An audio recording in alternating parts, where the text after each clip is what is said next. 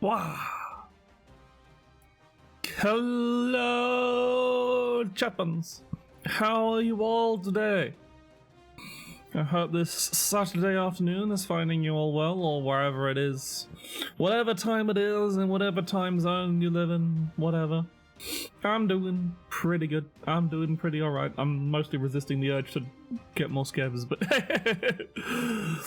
other than that, doing pretty well. Really good. I did go back to Alondra to, because like I was really frustrated about that one treasure chest I missed on stream yesterday. So I did look it up. I did look up an old GameFAQs guide for getting all the secrets in Alondra 2. I did look up that one. It is regarded the hardest puzzle piece to get in the game, at least by that writer of that guide, so at the very least. But yeah, no, so I did have to look that one up. And it turns out, yes, I did need a bit more height from... I needed to obtain another bomb from another thing, so I went back and did that. I can do it again to prove it if people demand so much on next stream. But that'll be for the next stream. Other than that, I'm doing pretty well. I actually haven't had that much time to play that much Shadowverse since the last stream, really. I'm just like, this meta is weird. Like, it's difficult, this current meta. Because a lot of people, as said, the current dominance is, of course, Wrathblood, so this deck basically unchanged. There might be a few differences in some lists, but this is the general list that generally most people will find success with. And I covered it last week. It's like this deck and this deck back in the shadow just dominate the ladder, so you have to make sure your deck can survive both of them. And it's really hard to make a deck that survives both of them, because they're just really nasty. They just have so much... Because it's really hard to just survive a deck that goes, by the way, it's turn 6, time for you to take 12 or 13 or 15 damage. Bye. And do that really, and they do that really reliably as well, so... So I'm going to be kind of playing decks I'm not quite using. I like variations of decks that I'm playing a bit. Time for more. Hey, Shogun. I'm sure you'll understand more than enough. So I think the first deck I kind of want to go through is a dragon. Because the thing is, I've been trying to... I just realized I've never changed my profile name. Can I change my profile name? That's a question. I can, excellent. Capsule phone. Skip that one. There. Because, like, I'm trying to get Dragoncraft and Forestcraft to level cap to 150, because they're the only two classes I haven't. So I'd like to get that done before Worlds Beyond comes out. So those are decks I'm trying to play, and they're kind of got good options, but they're also a bit inconsistent. That's been my life on ladder, really. So I think I'm going to show the two decks I've generally been doing with that. And these are kind of variants that I haven't had much I've been playing Natural Dragon a while this meta, but I haven't really played the this variant. But this variant is apparently, from what I have been told, does the performs the best comparatively. Still a bit inconsistent because sometimes you just don't draw Valdane, but it does work. So I'll kind of go through. I guess I'll do this as a deck guide, and I'll officially canonize it as one if I happen to not get my ass kicked on ladder when I play it, basically. That's the problem with doing deck guides on stream, is you don't really have much time to do... If you're doing just an edited video deck guides, you can play a lot of games and then highlight the ones, and then just use replays to highlight the ones that are particularly well performing. So I might try doing that for streams, just have some replays ready to go. But I don't know, that sounds like a lot of effort. So the core of so let's just get into it. So the core of Natura Dragon is this guy, Valdane Bound Shadow. There's a resurgent version of one of the Valdanes, probably the one from World Uprooted. Yeah, it's the World Uprooted version, I'm pretty sure. I think. Maybe. I don't know. I can't be bothered to go check the cards. So it's a 4-play.44 that puts the card Shadow's Rejection into hand, and that's the main card you kind of... which is this spell, and this is kind of like the main card, is what enables it. It's a 2-play point spell. When you play it, it gives your leader gives your leader a permanent effect, which is at the end of your turn, you reduce the enemy leader's maximum defense by 1. And if at least 5 world trees have been destroyed this match, you reduce it by 3 instead. So that's the kind of like big way the deck wins. Is you have this card played and you have 5 world trees destroyed, so that you're reducing your opponent's max HP by 3 every turn and just surviving until that puts them in kill range, basically. If you've played... This doesn't stack, but if you've played any of them before, it does give -3/-3 to the enemy board and reduces their max defense by another 3, so it kind of accelerates that. So you can just play them to accelerate that. Valdane does have a few other effects, so the next main effect that comes into play is his Evolve, which is where he gives -2/-2 to the enemy board, and subtracts 2 from the cost of the Shadow's Rejection in hand, so he makes the cost of one of those spells 0. So that's good. So if you evolve him, you can play him and the Shadow's Rejection on the same turn just for 4 play points. And just as an extra bonus, if you've had at least 10 world trees destroyed this game, he gains Storm. So it becomes a 4/4 Storm that you can evolve into a... So like that's like one of the main kill patterns, is your opponent's sitting at like 9 max health. Like if your opponent's sitting at 9 max health, you can play you've had 10 world trees destroyed, you can play Valdane, you get Storm, you evolve him into a 6/6.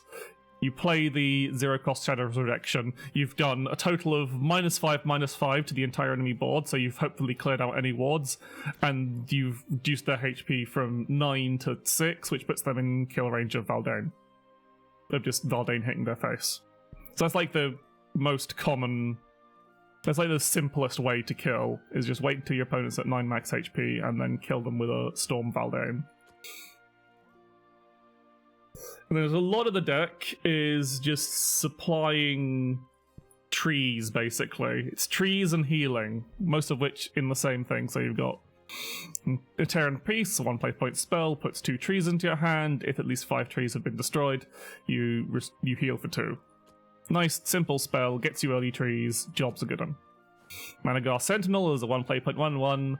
Fanfare, if at least 5 trees have been destroyed, it heals you for 2, and Lost Words summon trees here. Another 1/1, Lost Words puts a tree into play. So that's basically it. You see that as a 1/1 tree. Eternal Thoughts is a 1 play point spell that summons a tree if Overflow is active to you, so if you have 7 or more play points, which Dragon does, especially in this deck because it has a lot of ramp, which we'll get to in a minute. So yeah, it's another quick like light spell, gives you a tree. Later on in the game, you get a tree in your hand as well. So 2 trees in 1 card, always nice. Like this, but slightly faster, basically.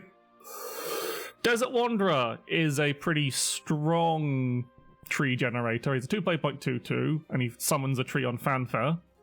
But I'll probably explain that a tree is a 1 play point neutral amulet. Now, neutral nature amulet.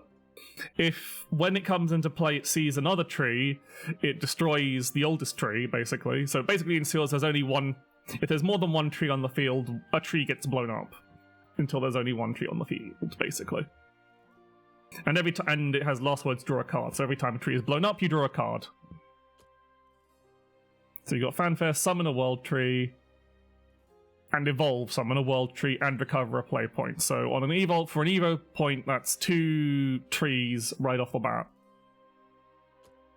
Which is pretty nice. pretty just solid tree generation, and like you said, if you evolve him, he also recovers a play point, so you can usually play more trees or other spells. Dragon Oracle is the basic ramp spell from, and as well, this one's just the anime art because I can't be bothered to manually swap to the backgrounds. And also, it looks alright when you get the voice line when you play it, which is slightly nicer than just playing the regular version, which has no voice line. But it's like you gain another playpoint orb, so you ramp, and if you're at 7 or more playpoint orbs, because you're an overflow, he also draws a card.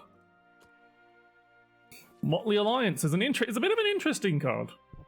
It's like it seems very simple, but how you can use it can be quite complicated. So on play, it's a 2 playpoint spell that restores 3 defense to your leader and summons a tree. So it's a good heal and a tree, which is 2 play points for a single tree, not great, but also for the heal is good. What's important is the fusion effect, and this will come back. This will kind of come back to a later card in this variant of the deck. Whereas, like, it's when you fuse to this, you can only fuse Dragoncraft cards. Put a tree into your hand, but that only happens once per Motley Alliance. You only get 1 tree from fusing to a Motley Alliance. If you fuse to it once, you get a tree. If you fuse to it on another turn, you don't get a tree. You just lose the card. And it doesn't get any bonuses. So it's a card that you can use to turn cards that you'd otherwise not want to play into immediate trees. Because, like, you can be like, okay, I don't really want to play 2 play points and evolve for a desert. But you can't use Desert Wanderer because it's a neutral card. But it's... What are other good examples? Like, Magnagar Sentinel is... You might want to just turn into a tree just so you don't have to trade it in to get a tree because you want to make sure your tree count is high enough. Or a lot of the times it'll probably be some of your ramp spells because you'll be like, okay, at this point in the game I don't need to ramp anymore, so it's better to have a tree instead of a Dragon Oracle so I can... Because, like, if you're already at... if you're not going to use that extra play point because you're, like, either going to be at 10 next turn, you're already at 10 or whatever, then a tree is effectively the same effect of drawing a card, but at 1 play point. So if you don't need to ramp and you just need trees more than ramp at the time, that's things. Ah! Thank you for the sub, Elysia! 11 months, that's almost a whole gosh darn year. Thank you very much.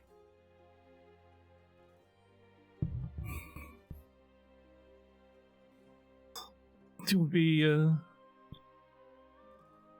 there. So that's interesting, and there's another aspect to this that I'll kind of come back to later. Goddess of Compassion is a very complicated card, but it's a card that you could put in a lot of decks, so it's probably worth going through because I don't think I have done a deck probably a long time ago, but I'll go over it again in this deck because probably is used a bit different. On base, it's a 3 play point 3/3, so that's fine. With evolve, give -2/-2 to all enemy followers. So so on base, on its most bottom level, it's a 3/3 that you can evolve for a board clear. But you do have a fusion option, and that's what makes it complicated. Because you can fuse spells, amulets, or neutral followers, so basically anything other than class followers. And when you fuse, if this card is ever fused with at least 2 different cards, you don't have to do this both at once, you can do this in 2 stages, it gets transmuted into its other form. Its first form is simply, if its card has been fused with at least 1 card and you have more Evo points than your opponent, get an empty play point type. So if you're so basically it is a going second ramp spell on that ramp card on that file. So it's like you fuse 1 card, just the 1, because if you fuse more than 2, you might accidentally... If you fuse 2 different cards, it transmutes and it has a different effect. And, but if you fuse 1 card, you can use it to ramp it together. Usually, you won't, because it's usually better to... In this kind of deck that's trying to survive for a long time, it's usually... You've got plenty of ramp anyway, and it's usually better. But if you don't have... If it's in hand, and... You could do with the ramp this turn, and the ramp will activate, it's worth playing. Otherwise, it is best transmuted, so you fuse it with 2 different cards that it's eligible to fuse with, into its, and it becomes the Goddess of Condemnation, which is 6 play point 5/5 with fanfare. Increase your leader's maximum defense by 5 and restore 5 defense to your leader, and give -5/-5 to all enemy followers. So this is how you survive all the really aggressive decks, really. This is a card you see a lot of in any deck that's... You see this card being played a lot of in any deck that's not trying to kill you really goddamn fast. And even some that are, just to kind of like try and counter the battles. So it's she's very common in this meta. Is in this form especially. Usually a lot of people, in previous metas, people mostly just played her as going second ramp as that option for decks that wanted that. But nowadays in this meta, you mostly want to use her in this form. And it said her base form, the fusion options includes amulets, so that does include trees you put in your hand, so you can use that. So like it can be worth getting trees, because obviously this is because it increases your max health.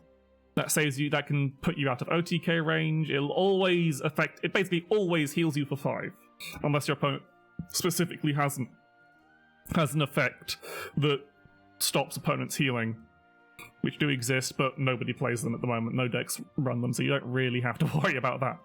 And also, -5/-5 to all enemy followers is usually a good way to deal with your opponent's board. Maybe it won't always clear at turn 6, but it'll usually make them fairly inert regardless, because that's a permanent reduction of their attack and defense, but usually it'll clear. So yeah, that's what the main use of Goddess. This is the card to help you stay alive for longer, and staying alive for longer in this deck generally means your chances of winning go up. Asunia's Reconstruction is it has a decent amount of words, but it's mostly simple. So it's a 3 play point spell. You discard 2 cards, draw 2 cards, and heal for 4. So it's a card to get rid of cards that you don't need to try and draw cards that you do need, and it heals you for 4. And again, if you have an Evo point advantage, which again usually means you're going second, then you get 2 of your play points back, and that's quite nice. So it's kind of like, it's very similar to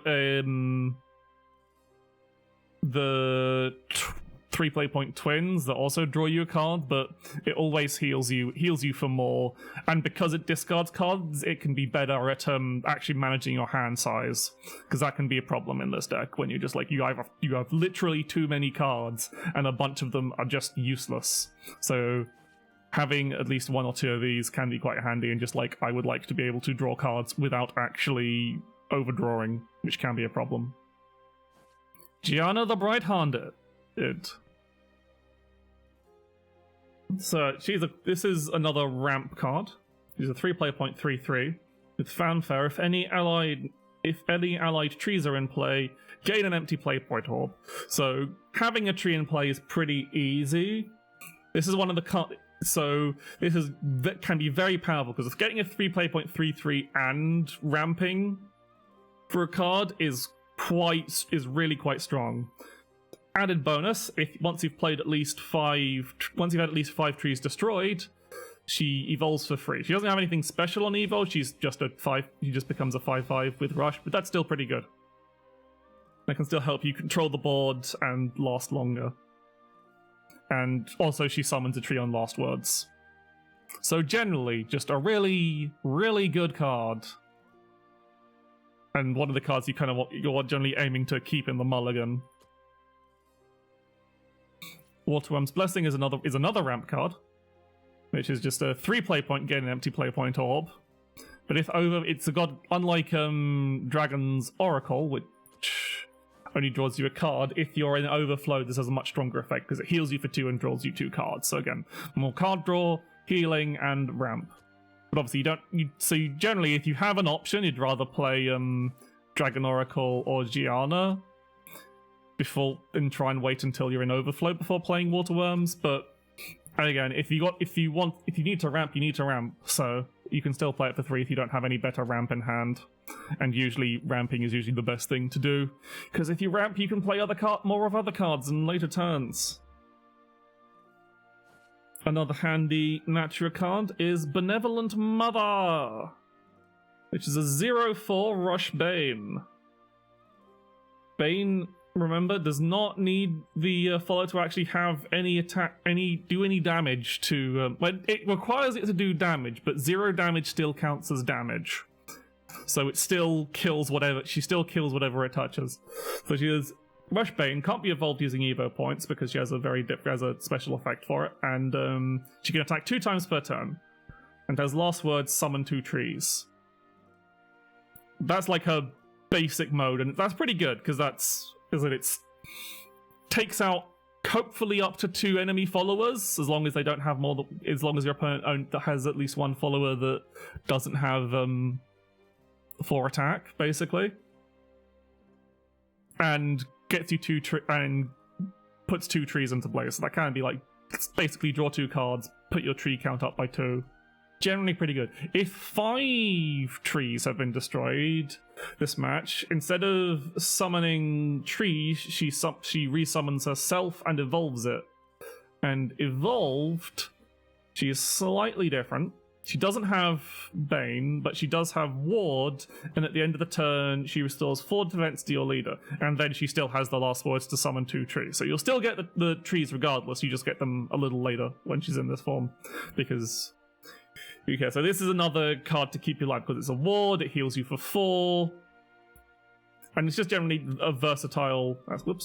a versatile removal card, because obviously the Rush Bane can attack twice. Is good. Obviously... when not very good offensively, but a very strong defensive card for clearing board, drawing cards, and healing. I said you don't have to wait, and as I said, frequently it's better to get your trees out first, so you don't have to wait until you get the have the 5 trees destroyed, and so you get the evolved form in there. But it's a very nice bonus. And we've done Baldane, and so here's an addition to the deck that's kind of like here to try and make it a bit more consistent at actually killing people. So it's Forte and Miriam, Bondforged. They gave Forte a Portalcraft girlfriend. So he's a 6 play point 4/6 with Storm. So that's not bad. That's like acceptable damage. But Fanfare, she puts a random Dragoncraft follower from your deck into your hand, and so that's pretty good. So that can fetch you. It's not really particularly guaranteed anything great. Like the selection of actual Dragoncraft followers is pretty small because a lot of them are a lot of this deck is spells. But they're all pretty good because you get Gianna, Managamar Sentinel is probably the weakest hit. That's why there's probably only 2 of them in the deck, because by the time you actually play 14 Miriam, you've hopefully played both of these. Secosaurus is always good, and Rex's Venomore is good, even though I hate it. But we'll get back to that in a second. And then, if you have 10 play point orbs, gain the ability to attack 2 times per turn. Which on its own is pretty solid. That's 8 damage. 5 if you can evolve, because it has a additional effect on Evo that I'll get into in a sec. And importantly, the other thing that synergizes well with its attacking 2 times per turn is Strike, give +2/+2 to a random Dragoncraft follower in your hand. Now this is where Motley Alliance's fusion could come in. Because you have this option to fuse Dragoncraft, as many Dragoncraft cards as this you like, what you can do after you've played Forte and Miriam, there's a point to do it afterwards because she does draw a Dragoncraft follower on Fanfare, is if you have if you have a Valdane in hand, you can play Forte and Miriam, you put a random Dragon, and then any other Dragoncraft cards, Dragoncraft followers apart from the Valdane you want to attack with this turn, you can fuse into Motley Alliance, and that means that the buff effect from Forte and Miriam's Strike will specifically buff the one card you want it to buff, which in this case is Valdane, because he'll have Storm, hopefully at this point. And then on Evolve, she only gains 1/1 in stats, but she does summon a Keen Edge artifact, which is a Portalcraft card, which is a 3/4 Rush Drain. So you can use this card, like, if you have a second one in hand and you're fairly confident, you can use this card to, like, put more pressure on your opponent. But in this variant, you usually want to save this. Like, that kind of effect is usually if you're trying to actually kill your opponent. But sometimes this deck can get a very... I suppose we don't want this variant of the deck, but sometimes you do just get a very aggressive start, and sometimes, just hitting someone with a 5/7 puts them in very dangerous lethal range. But, like, aggro doesn't really work so much in this deck, because its main, like, way to kill is reducing the enemy's max HP. And effectively, if your opponent's current health is lower than the amount you're reducing it by, you're not really doing any damage. So that's the thing to keep in mind. You don't really want to be too aggressive with Forte and Miriam in this deck. You want to kind of save it for the kill, usually. Because that's still 10 damage on its own, even if you don't have any synergy to play with it. Because there can be a quite times where you're just like, I just don't have a card to put alongside this. And that's fine, because it is just like, okay, 10 damage alongside a shadow. If you like put a Shadow's Rejection in your hand from an earlier turn, maybe that can be quite potent. Succulent Stegosaurus is a pretty versatile little card. It's a 6 play point, 3/6. We have Accelerate 1, so you can play it as a spell for 1 play point.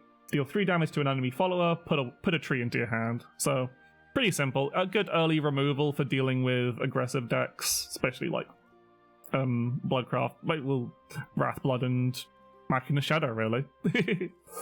And if you play it, it's pretty strong as well, because it's a rush ward that summons a copy of itself. So you get 2 3/6 rush wards for 6 play points, which isn't bad. And at the end of the turn, summon a tree and restore 2 and heal you for 2. So again, that's pretty good when you get 2 of them. You put 2 wards in front of your opponent, they heal you for 4 total and draw you 2 cards. So it's just generally good to play in either form, either to try and help you stay alive for a little bit, which again, every turn you can stay alive longer is better for this deck. And just, if you ramp heavily, playing this is just a strong board that a lot of people can't really deal with. Like if you play this on turn 4, it can be quite tricky for your opponent to actually punch through. And again, accelerates you by 2 trees. And finally, we have Voracious Venomaw. I hate this card. I hate this card so much. But unfortunately, it is a very vital part. It is a very useful part of this deck, so I must include it. So, you might have seen me in several other clips complain about this card. But to give a rundown on what it actually does, it is a 10 play point, 10/5. So it's a lot of play points. There's a fanfare. Give XX -X to all enemy followers. Reduce the enemy leader's maximum defense by Y. Add 2 to the cost of Z random cards in your opponent's hand until the start of your next turn.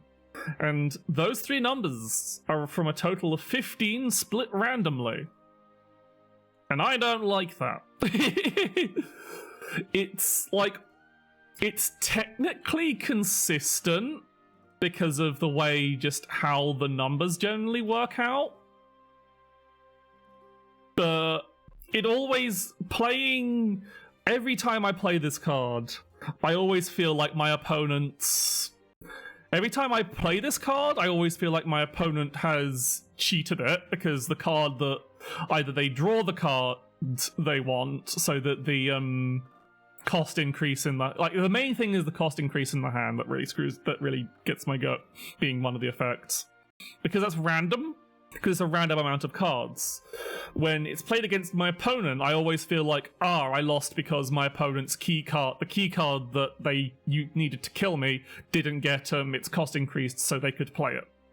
Where whenever it's played against me, I'm like, fuck, I was unlucky because they hit the key card I needed to play. So even though it usually works, the numbers usually work out as it will generally reduce the cost of the opponent's entire hand, it always, whenever it doesn't work, it's really noticeable.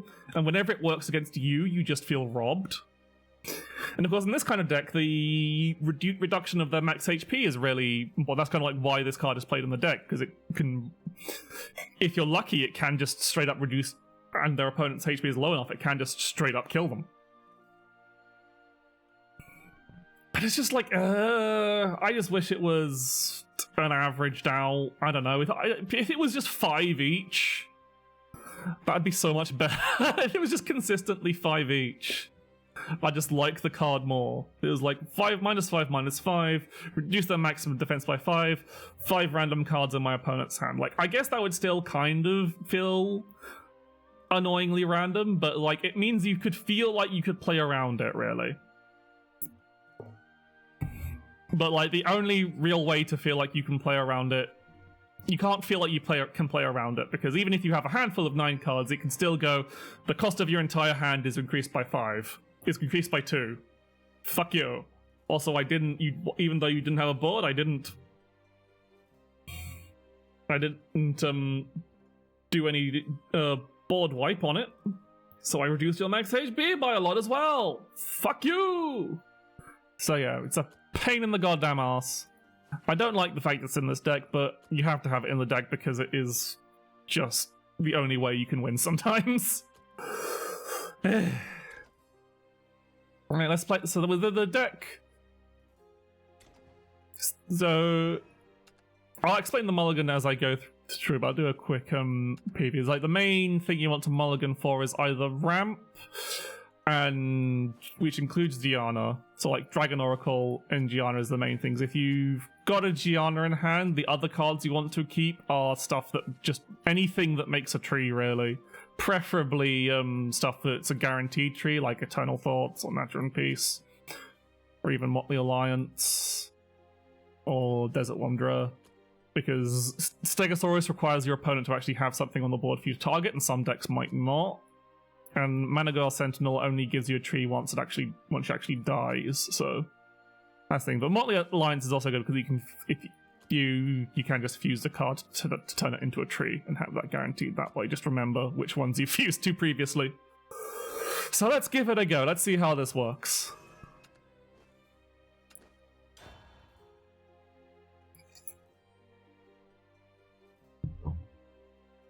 It's entirely possible I play some games and just get completely fucking bodied.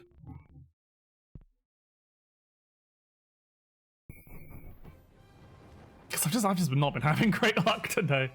Okay, so it's Dragoncraft versus Dragoncraft. So it's likely... So they're either playing some form of Natura. We do not want any of these. You don't keep tree generators unless you have Gianna in hand. They're not that good, are they? So we've got ramp into ramp. That's pretty good. We got ramp to Gianna, so we can play Dragon Oracle on 2 and then Eternal Thoughts Gianna on 3. Okay, so they're playing Natura as well. So this is kind of like whoever gets their Valdane started first wins.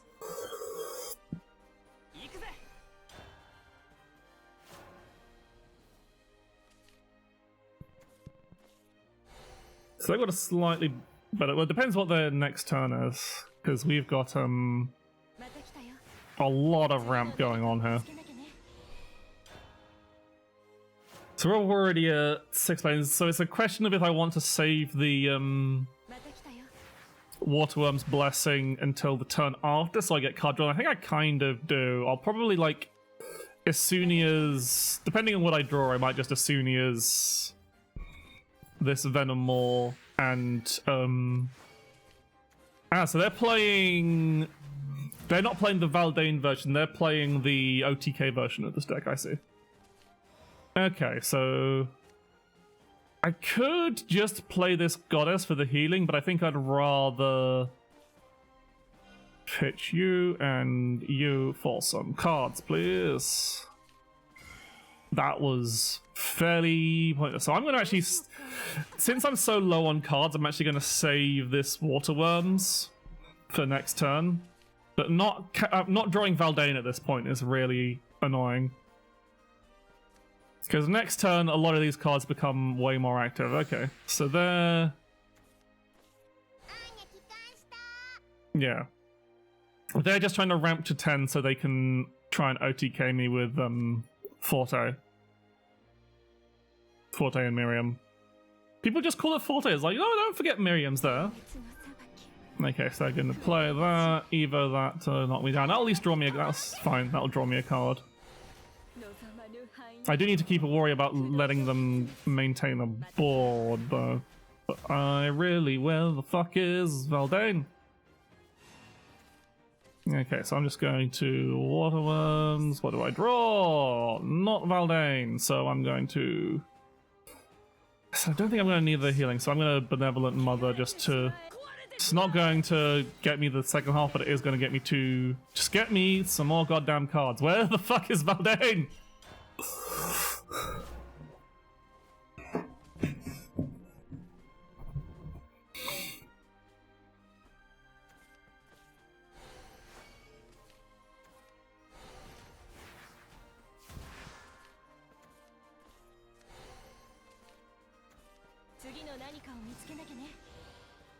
So they'll be at 10 next time, which means that's when they're going to try and kill me. Where the fuck is Valdane? So I'm just gonna, yeah, let's just fucking draw as many cards as possible.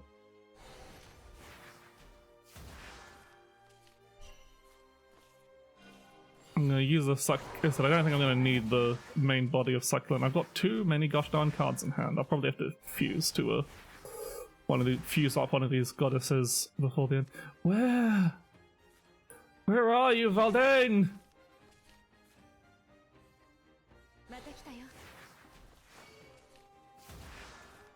Fuck! I did that in the wrong order! Every time! Why am I so bad at this? Why do I keep doing this? No!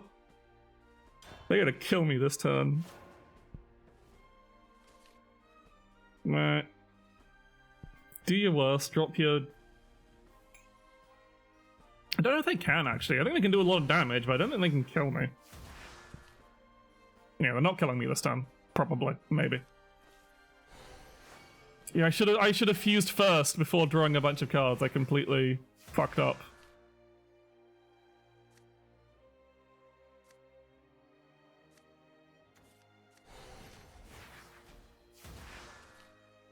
Mm-hmm.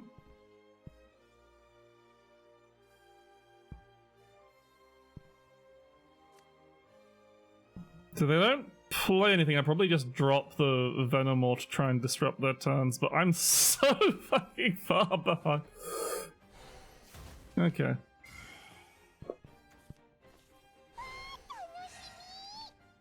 So they're also, unless they fuse this turn, they're also going to overdraw. So I kind of have to hope that I draw another Valdane because I fucked up. Always got to pay attention to your hand size.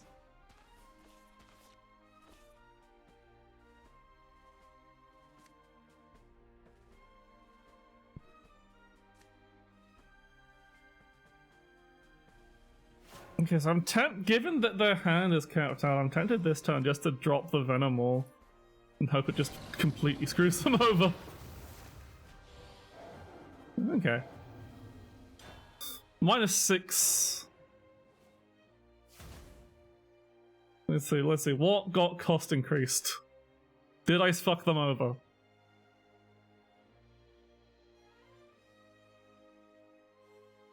Or should I have played the goddess to put myself out of death range? Like, this also arguably puts me out of death range. Whilst also just threatening them because it's possible that I've removed their ability to deal with a 10-5. They're fusing... oh. No, they're doing something. so the Terminus Dragoon didn't get cost increased. Well, fuck me, I guess. Both of those cards didn't get cost increased, so now I'm just going to die. See why I hate this card? Yep. So one of their three cards got cost increased, and that wasn't enough to stop them. If either Forte Miriam or Terminus Dragoon got hit by them, they wouldn't have been able to kill me. I should have done the Goddess of Condemnation. It was a much safer way to ensure I survived.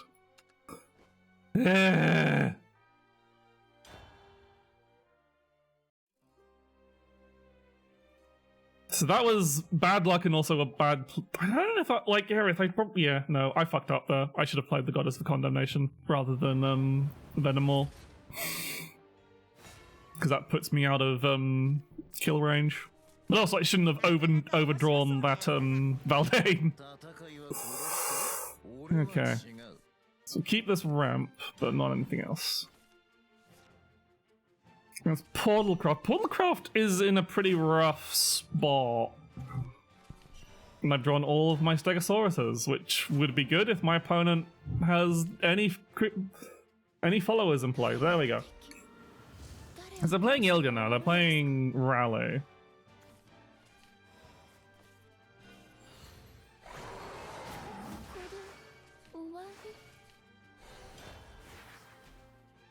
I've not got a great... So they're playing a control deck. Is that Machina card probably is their tutor for Belphomet? If I had to guess. Given they're playing Ilda. It's probably Machina Rally then, actually. But they may not be playing Belphomet. Okay, so we've got Valdane this time at least. So I'm just gonna... This turn is just gonna be trees, trees, trees. So I can just put a bunch of trees in play.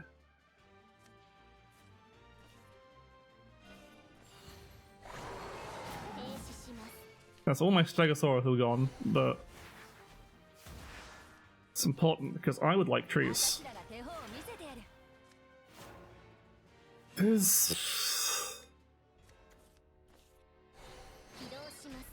I got a lot of robots. So whiteboard doesn't bother me too much. Oh, that's pretty good.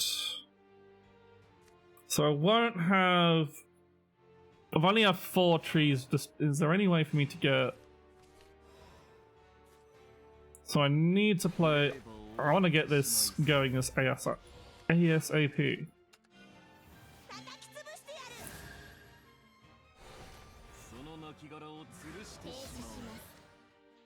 So I kind of want to just play this, because like either way I'm not getting this, and I kind of need all of these cards, so yeah, I'm just going to play this Motley Alliance for 3 health and tree, so it's only going to reduce the... Oh, that's good. That's a very good draw.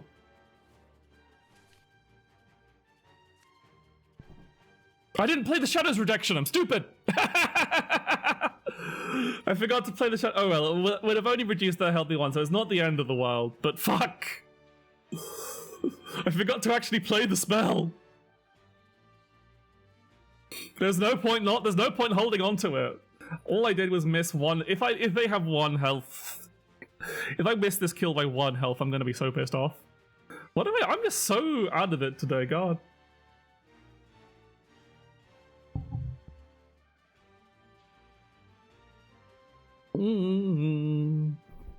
Like, it's not the worst misplay. It's not like the previous game where I discarded my first Valdane.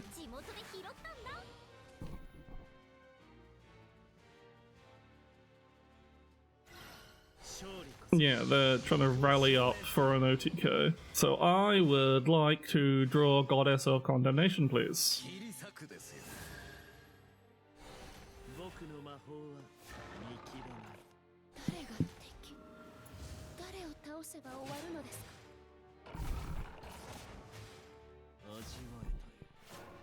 Alright, it's time for... Okay, that's a good draw. I don't need to do it right yet. My opponent's not anywhere near their actual... Okay, so I'd much rather ramp. And ramp. And heal and trees. I'm not at risk of overdrawing, so there's no point blocking this god off, and I might be better off just playing one of these Venomours next turn, depending on my opponent's board state. What is their rally count? That's what I have to be aware of. 13. So I'll probably have to play the Goddess more than the Voracious Venomour.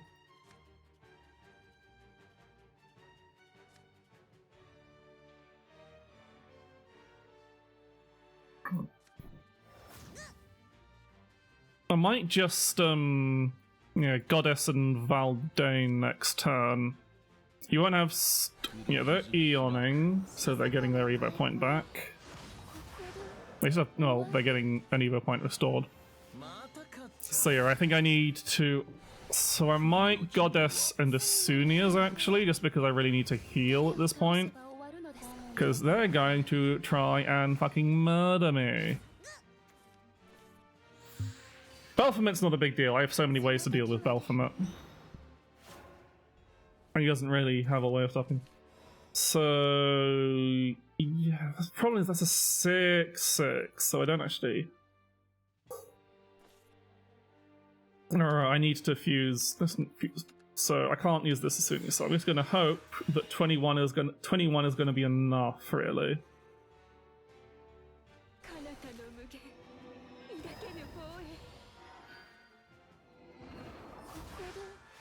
I am going to play the Valdane here. I'm not going to rely on the Valdane Evo because I've got all these Venomours and Fortes and Miriams in hand. So yeah, I'm also not going to play this Shadow's Protection right yet because I can save it for a board clear later. And it doesn't really make any difference right now. It's still sitting in there as a potential -3. -3. Ugh, they are just going to do a lot of damage to me.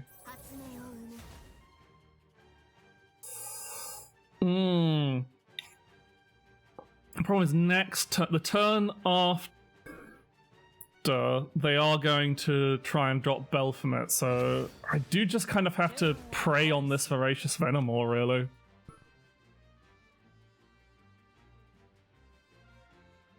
But it's like, that might not be enough. I still might die horribly. Forte and Miriam is only,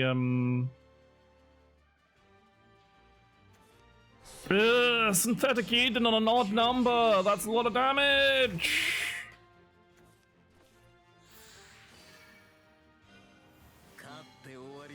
This is going to hurt so much!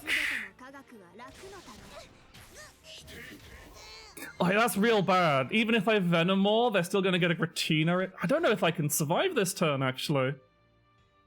Is there any way I survive? I think I have to draw cards. I can't... Voracious Venomour isn't going to save me. Because they'll get a Gratina, unless they somehow have drawn all their Gratinas. And, there's a possibility that Voracious Venomour doesn't even clear their board, because they've got a 10 health there. Yeah. So I think I do just have to pray. I have to pray for, not you. Okay, you'll have to do. Even though you don't actually clear. Fuck. Actually, kind of. Okay, this works. Because I have to kill that. And this will heal me. And then I just play Gianna. And hope that 10 health is enough. And then hope I can kill them next turn. Oh! There's the Gratina. Gratina and Belphamit kills me, I'm pretty sure. Yeah. So there was literally no way Voracious Venomour would have saved me there, is the problem. I know, yeah, Gratina and Ilganol. Yeah, I was just... That's just a poor matchup, or just really unfortunate.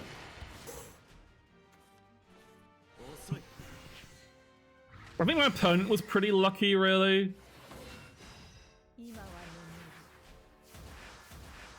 Like, I really needed to draw more heal. I don't know, I'm not even drawing that much healing.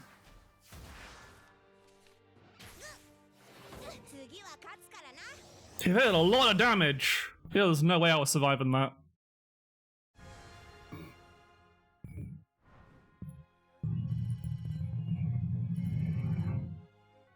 So not quite working out. Even though, like, I think that was my opponent being pretty lucky. They had a pretty damn... They had, like, pretty much the god curve there, because I think if you don't draw the robotic rampages, that deck just really doesn't pop off at all.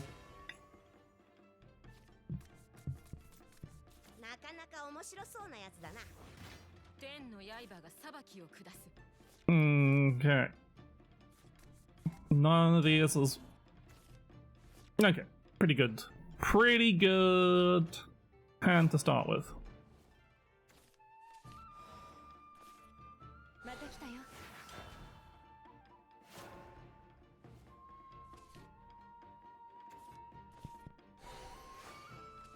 Okay, so they're playing Amulet. Going first, so I might as well play the Wanderer now. No point saving it for an Evo. But that's like kind of the problem, like, against a lot of other decks in the meta, that person's deck probably just loses a lot. But because I'm playing a non-standard deck, I kind of got my arse ruined.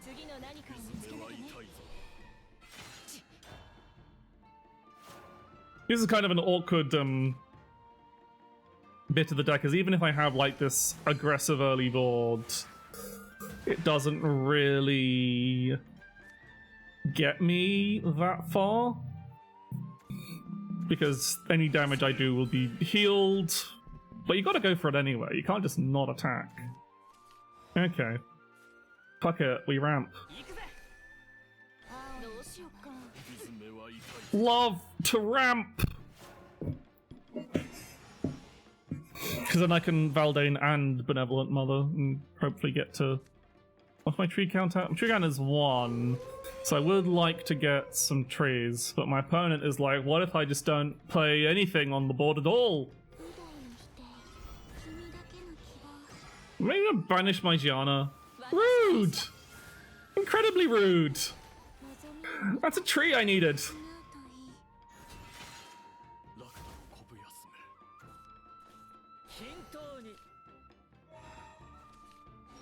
So fucking rude of them. I needed that. I need to set up Valdane anyway.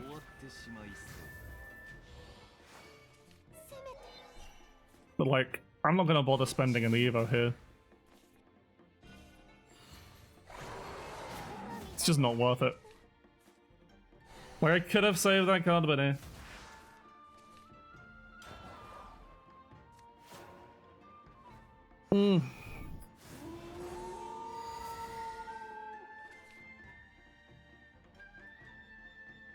So the like, even though the early damage doesn't really matter against Havencraft because they'll just heal up. So it depends on if they're running the one card that completely fucks me. They're playing Lania, so they probably are, but this is a Natura, so they might not actually. This is more an Amulet deck that just seems to happen to have Lania, so I don't think they're running... What's his face? Yeah, and that's an annoying... These are annoying stats. I can't... So I'm actually... I need trees. Let's do this first. Let's do this to draw cards. Right, because I really need... I need to get to 5 trees.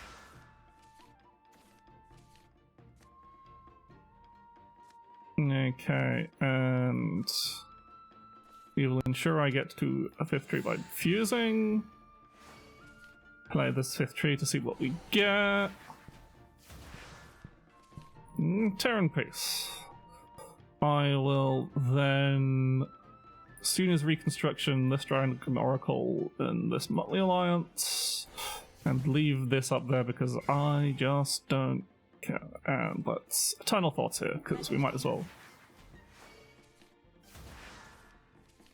It's another Motley Alliance. Keep playing them trees. Okay. And play you. So I don't really care about this 4-6. I'll heal it next turn.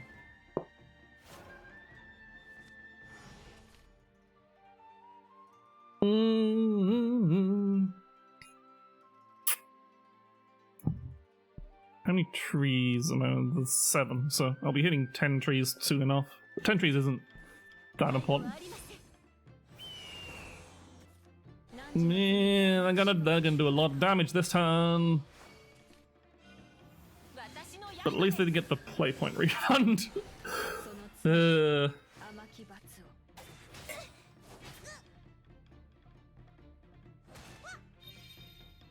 Okay, so I need to heal. Thankfully, we have a lot of cards that do that. So you and you, I think. So what I want to do is...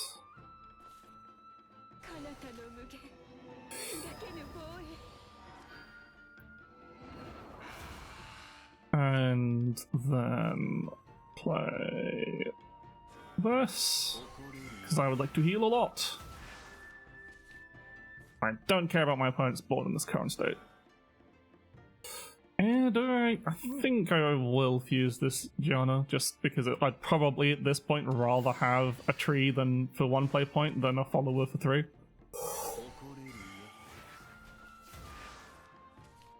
That's pretty good. It's like leaving these up does nothing. I don't care.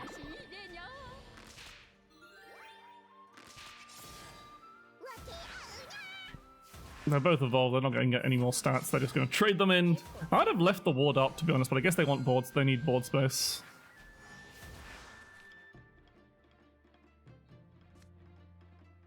Problem is I don't have anything. What I kind of need is for something to kill this Benevolent Mother on. Because I would like that for the healing. Are they going to evo him? Probably. Yeah. Okay, that's something I can bonk this into. No, and just play tree. Oh no, of course, because they're trading it. Fuck! Oh well, I'll just play trees and heal. I would like, at this point I would like to draw Voracious Venomore because I'm in such a good spot to hopefully not die.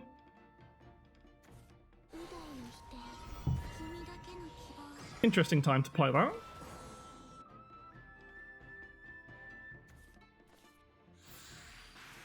Okay, so they've got their Seraphs, which is going to hurt. So we just draw some gosh darn cards. That's a good card to draw. That's another good card to draw.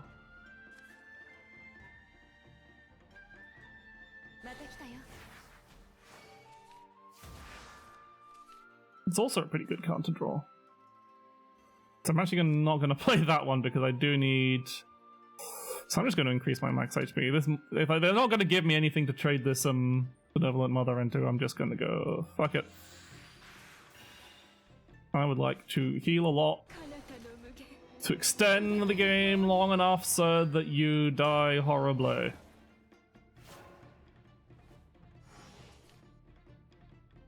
Another potentially in kill range if they don't increase their max HP with their own goddess.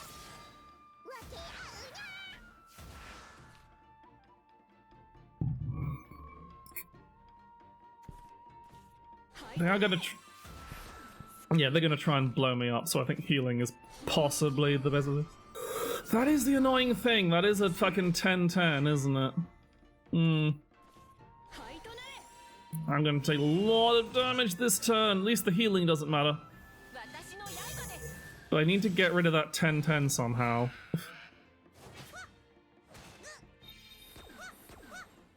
That hurts, but I think I still... No, I think I can still do this. I don't need all the attacks from Forte and Miriam. So... yeah. Like, that's only -5... Yeah, no, this kills. This kills. Like, I take... No, because that makes a ward! Fuck! Ah!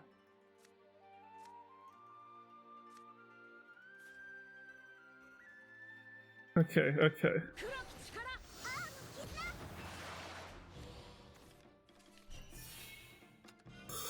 This is slightly awkward.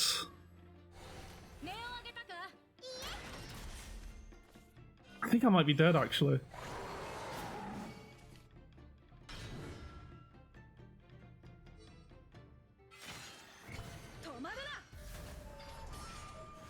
Fuck.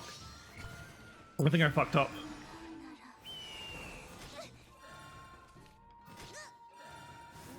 Yeah, it's only a 2-2 ward, but still...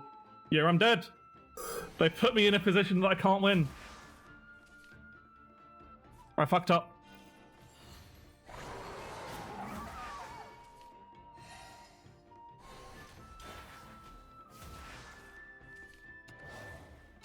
That's who I needed.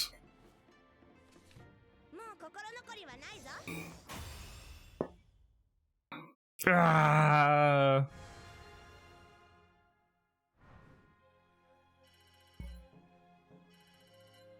That's frustrating. One more. But like, this has been my life. It's just like, oh, this deck supposedly does pretty well in the current meta, but then I don't play against the decks. I never get matched against the decks it's good at.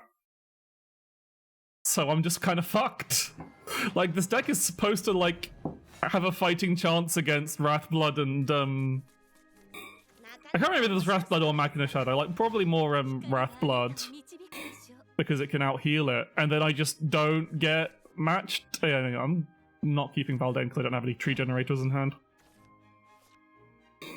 So it's just like, fuck my life. And everyone says, oh, you gotta include Voracious Venomour in the deck. I never have the space to play Voracious Venomour.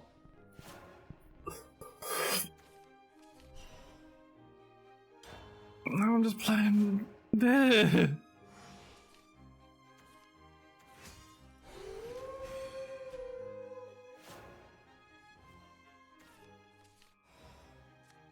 Okay, so I want to do this so I have a tree in play.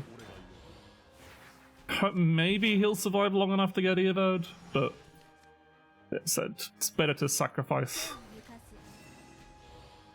him so I get this early Jana.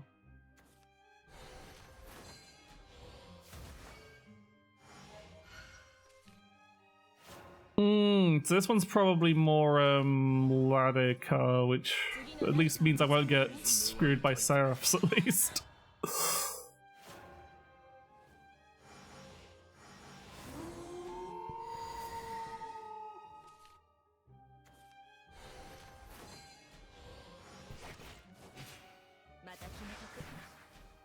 And then banish my fucking... Okay, this is pretty good. So I'm gonna play Valdane, but I'm not gonna evolve. Do I evolve him and play the spell? No, I play Valdane. I evolve this for a tree. And play point refund. And then I play this to kill you. Like, I don't know if this is the best option, but this is effectively just losing out on damage, but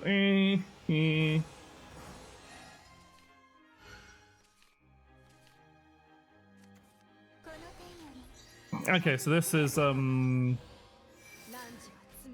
it's Lania. Which I should be fine. This should be a positive matchup. Because unless they... Because some of them don't run the banish your board, also I get to reset my HP back to 20. And even with that, I tend to still... Alright, let's do this in a proper order. Excuse me. I just need to, so, you and you.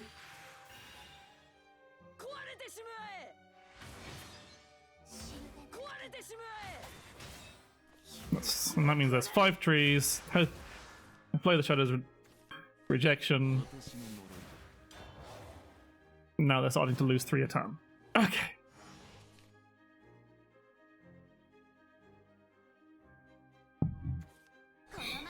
They want Evo bent in the deck as well. That's interesting.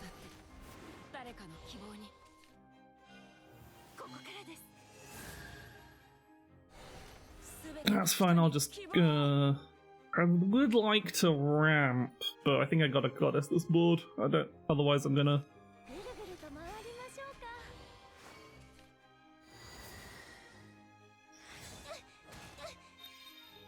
Yeah, interesting Evo bent on the deck. But, yeah, it's best to just do this and heal with you, I think.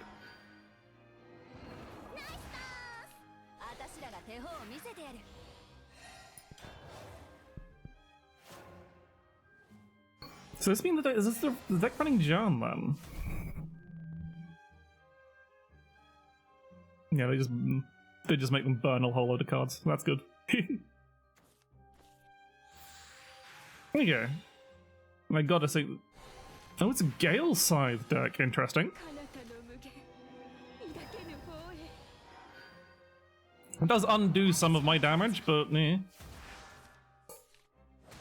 So that does mean the turn effect does do 1 more, I guess. Right. I'm going to... I need to get cards... This is a problem, I need to get cards out of my hand now. So I'm going to fuse you. But I also need to keep healing. So I'm actually going to fuse... you and you. One Water's Blessing is a bit inefficient. Just trade for a card draw.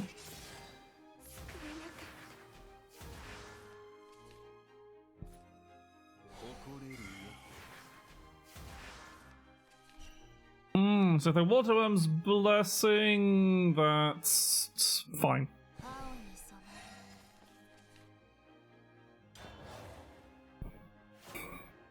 So they've undone a bit of my damage, but they're still not doing that much.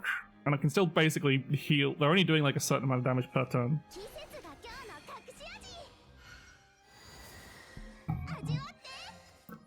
I do have to be worried because they're playing Evo, so they're going to try and blow me up with Regretful Apostle, is the thing.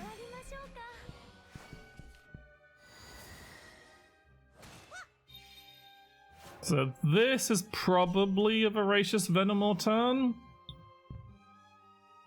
Because they're not quite dead, and I can hope for, and if a Voracious Venomore hits the Regretful, I need this to hit the Regretful Impossible, and they've only got 4 cards in hand, so it's very likely to disrupt their attempts to murder me.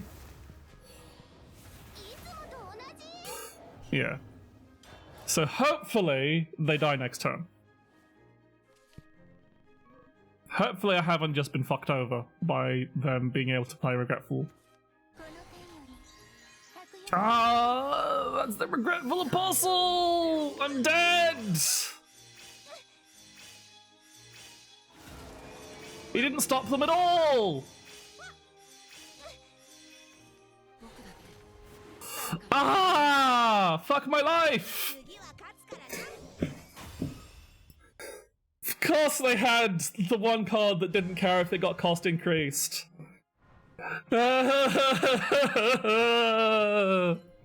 Fuck this deck, man.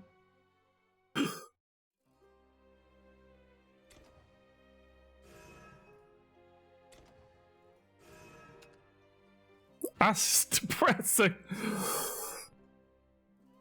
Alright, let's try a different deck. This one's an OTK. Sometimes, kind of. It's more aggressive. It's less reliant on just waiting, which is apparently what's getting me killed. This is... Actually, no, I'm going to take a break, because otherwise I'm going to remain tilted, and I'm going to be really upset with that. And it's time to take a break anyway. I need to go to the bathroom. So, meh.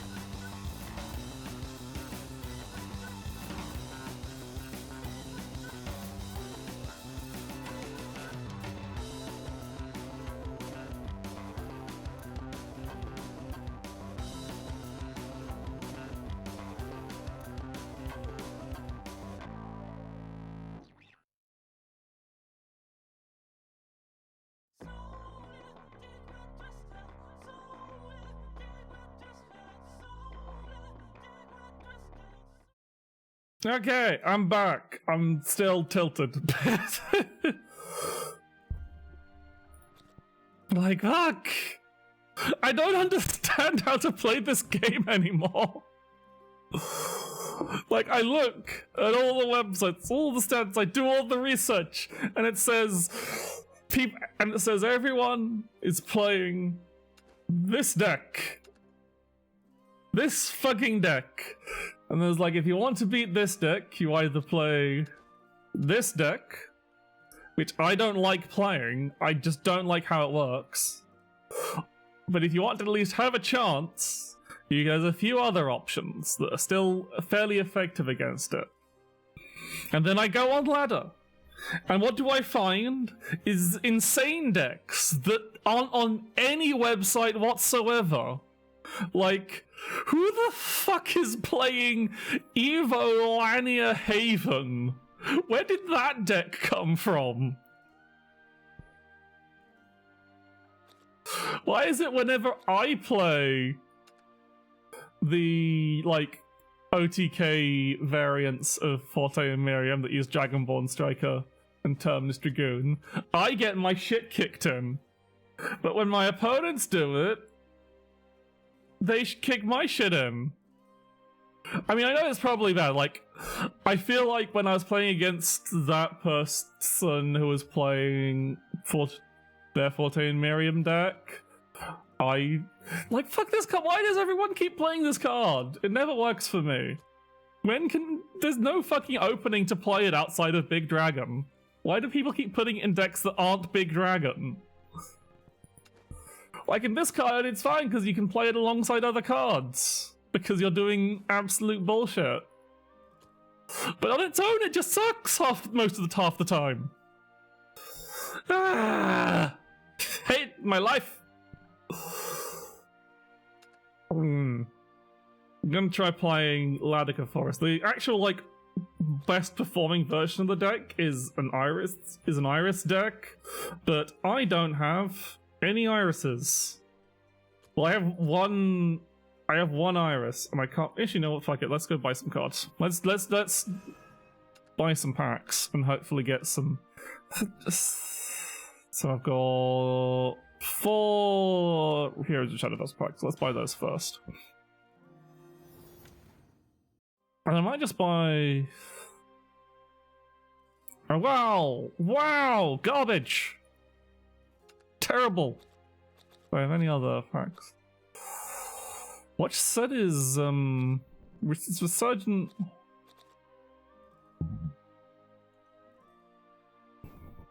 Yeah, she was one of the transmuters. So I'm gonna. Do I just buy Order Shift? What's.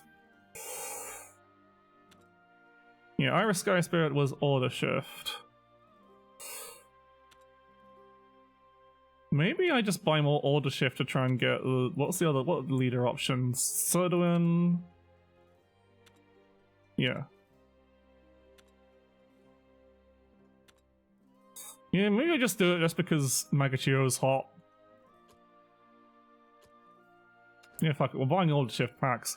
This is the thing is like I don't have to buy the new packs. I can buy the old packs now because none of these are leaving rotation. So yeah, fuck it. I need Iris more than I need any of the new cards. Here, it's Order Shift.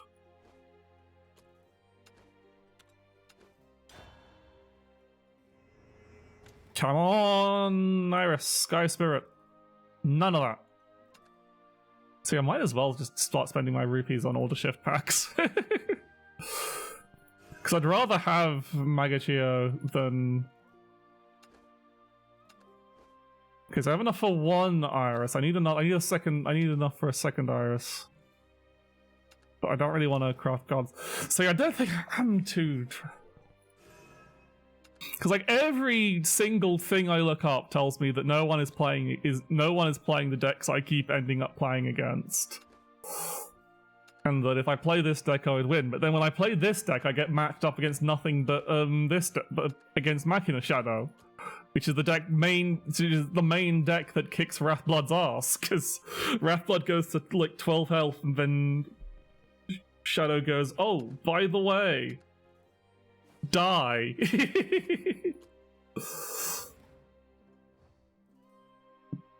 And then I played and I'm like, fuck, I've accidentally completely screwed my board space. And these are all the cool fucking control... This is it. Haven.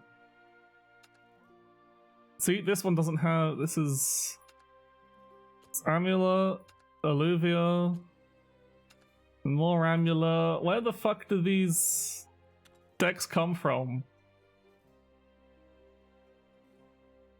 How is someone playing both Artifact and Machina Portal? It's not, it's insane. It's absurd.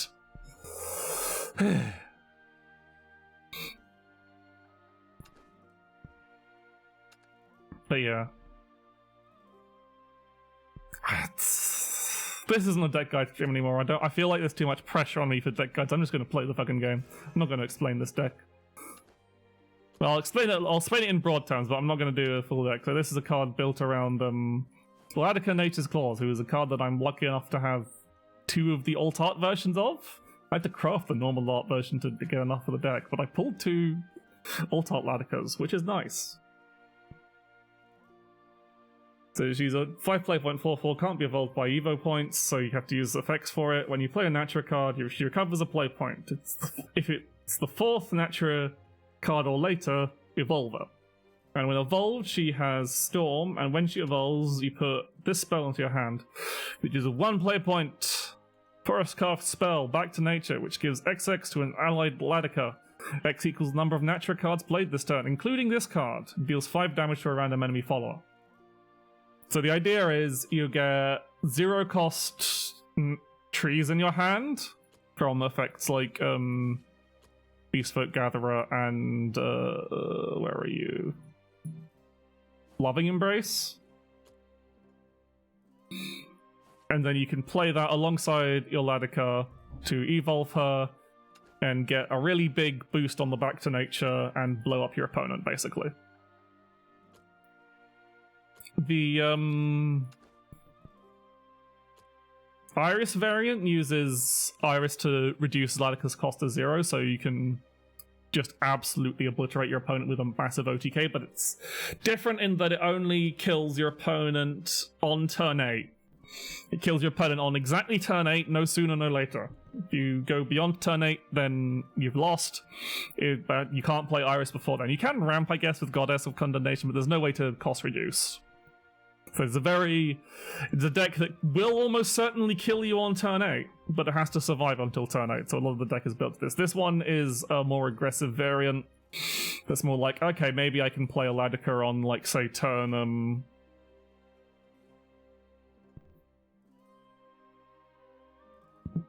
5 or 6, and blow up my opponent after being a bit aggressive with cards like Avatar Growth and supplement the damage with like Frostborn Princess. It is a note, of course, Back to Nature. The easiest way to remember it is just assume like Back to Nature is +5/+5, because that'll be usually how much it boosts Vladika by.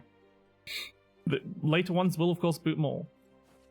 Remember, the 4th, you only have to play 3 other Natura cards to evolve Vladika, because she counts the total Natura cards played that turn, and of course she does count herself. Does also mean you can play Vladika a bit later, but you won't get as many play points refunded. Which is important, because you want to play... Anyway. Let's see how this goes. Will I actually win any games today? I'm not entirely sure about I haven't actually watched any guides. I'm always bad at like figuring out mulligans for myself. I usually need to watch a guide myself to figure out. Oh, it's going to be the mirror, isn't it? So I'm going to assume my opponent's probably playing the Iris variant, which generally just means I have to hope I can kill them before they hit turn 8, basically. Yeah, I'm not going to keep any of these, actually. So we've secured and Vladika, that's good. I would like to draw a card. Basically, I think the mulligan is mostly Vladika and things that generate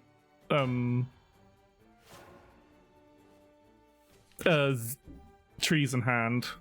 So I kind of want to save this green leaf sprite for now. So they've got a Loving Embrace. They've smartly realized that in the mirror, Lily isn't particularly useful, so... So I kind of want to save this Beast Folk Gatherer for when I can evolve it, so because I don't have any other guarantee of, getting some zero cross trees. And I need at least one, you need at least like one to start rolling. You can do it with, you can get as long as you have at least one zero cost tree, it's not going to, So what I think I'm going to do is I'm going to, just to get trees into my hand, I'm going to Beast Folk and bounce. The Spirit Beam is summon a tree and heal, so it's usually just, it's basically a tree. Again, a card you want to save for... And I'm in a bit of a problem, so I'll probably like, I'll need to fuse cards to this Lonely Past, I think.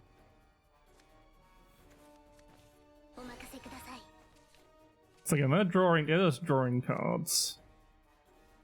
So I might just play out one of these trees just to get cards out of my hand, because I am...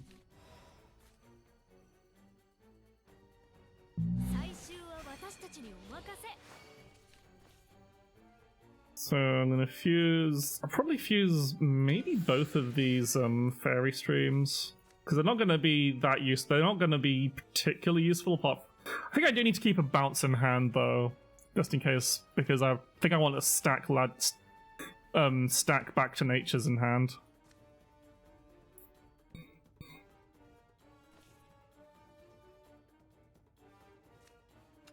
So I'll Evo and play one of the one cost trees, because I've got enough stuff in hand to do that. Okay. So I'll probably just have to fuse something next turn to make some space. Then I can Ladika, bonk them in the face to try and stop myself from getting stalled by Goddess of Condemnation, which I'll probably do, and keep the Back to Nature in hand. My opponent is also just overdrawn a card. So they're running Estunias, which makes me think this is the Iris variant, but they haven't... So again, I just need to accumulate a really big fucking Ladika explosion, because if I try and chip them down earlier, it's going to most likely just get healed back up. This is all very annoying, so... Right, let's do this.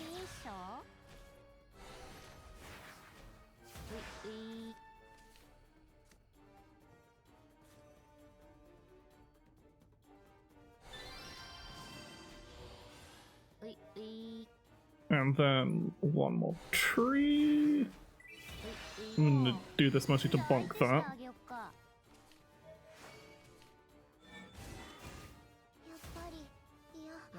And bonk with that. If I play Fairy Stream, it's not going to answer, so I would like to get you back, please. And then... Do I need to... Yeah, I will need to get some cards, so I'm gonna fuse Michelle, because she's completely useless here.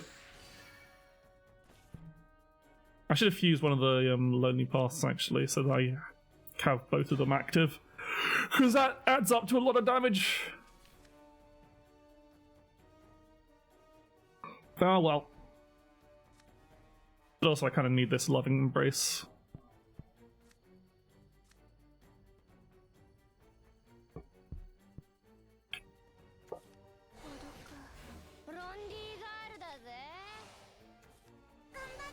Okay.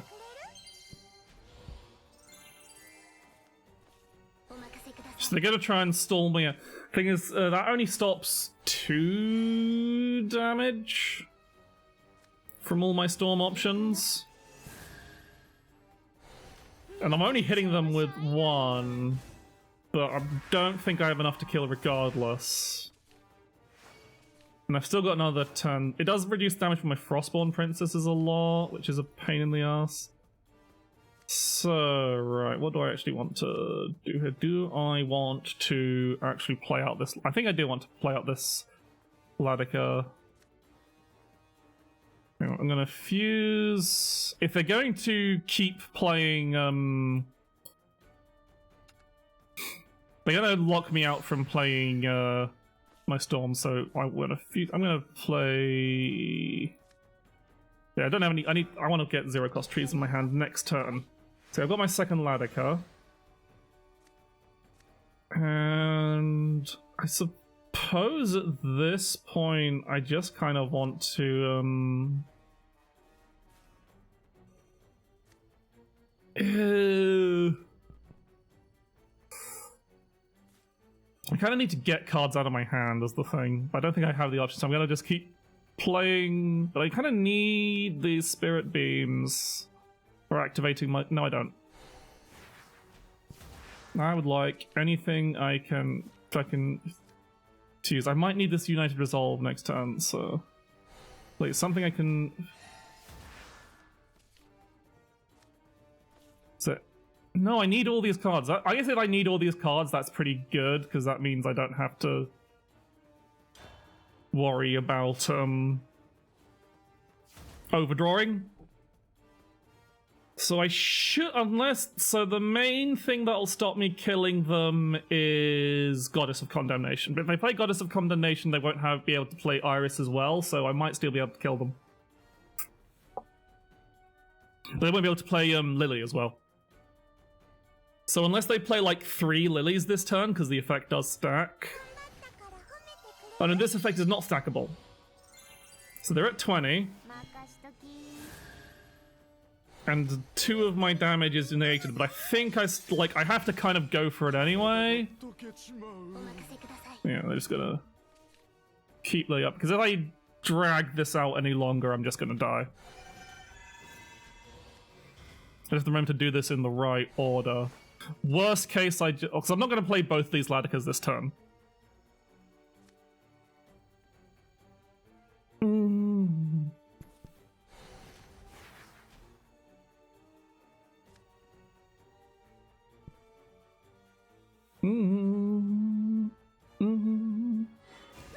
Okay. So, rather than doing any kind of fancy calculations, I'm just going to try and kill them, because if I don't try and kill them, I lose anyway. Because they're playing the Iris variant. And they're going to hit turn 8. That doesn't matter. That's fine. So, we start with you. And we play this, which with Ladika out is effectively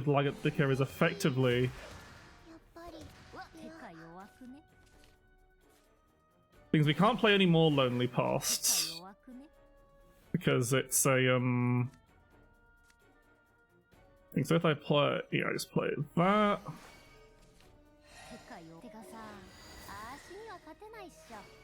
And then I play 1 more tree, and then 2 back to natures.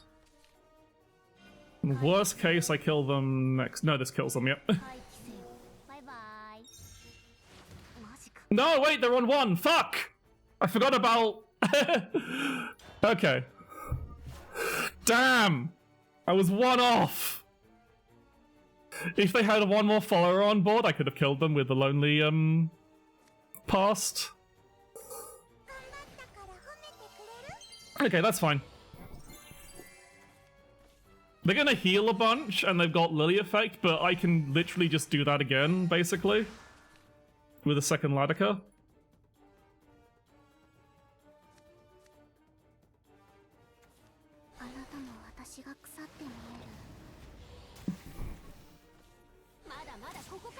But they would get an Evo point back. Yeah, they have to burn a lot. Okay.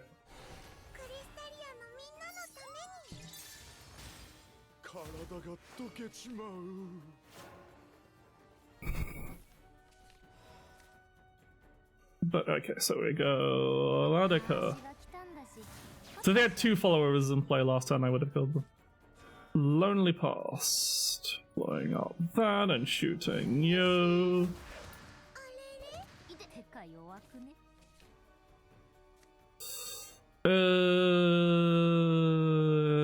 So I just need to play as many... Oh yeah, no, I just kill them regardless of what happens now, don't I?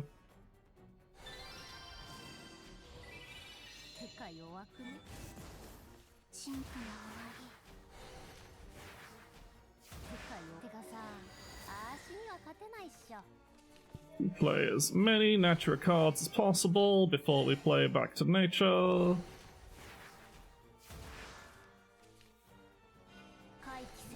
Yep, I think that's going to kill them. Ladika slain by Ladika. There's some irony in there. There! So like this, so this variant of the deck does tend to beat out. We were very lucky they didn't actually have the OTK. And it's also like why I quite like this version of the deck, because if you don't draw Iris, you just cry. Look, I've been sitting on these matches all fucking day.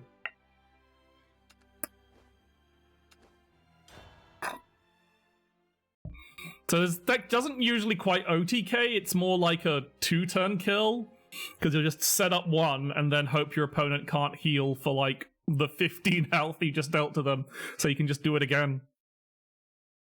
Because it can just go, okay, I've hit, you can't, if you hit that line, you can just go like, right, it's turn 5 or 6, I start hitting you with a Ladika every turn. Okay, so you want to keep Michelle so that we can avoid dying. And we've got a Ladika, so that's good. So now we just need things that generate 0 play points. Like you.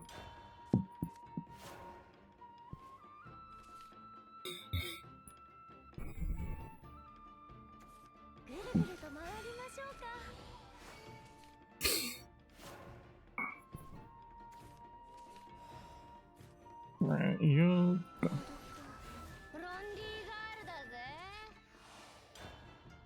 Maybe not the best use of Michelle there, buddy. Because it means I was like, against Shadow, you really want to avoid a lot of their early aggression.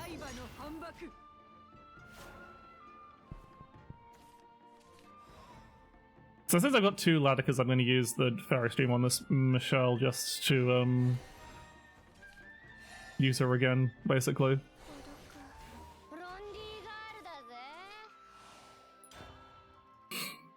Because it's very, shadows are very much a case of every damage you take does matter.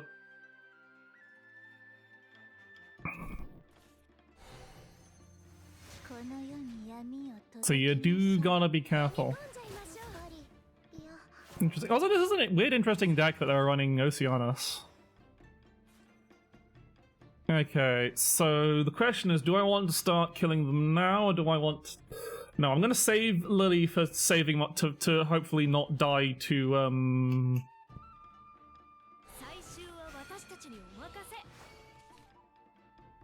because I really need...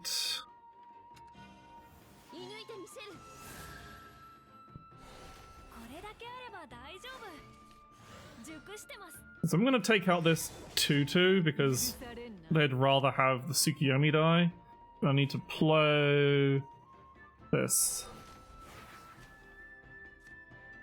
That's only 2, so it's not worth playing that right now. Which is I do have too many cards, but nothing currently actually takes cards out of my hand. I would like a card I can fuse to next turn, please. So the mint thing now, which it's annoying. So I probably, rather than play a Ladika, they're at 7, but I think playing the Lily first. So like in Lily, I can deny this and heal and basically saves myself from getting bonked by the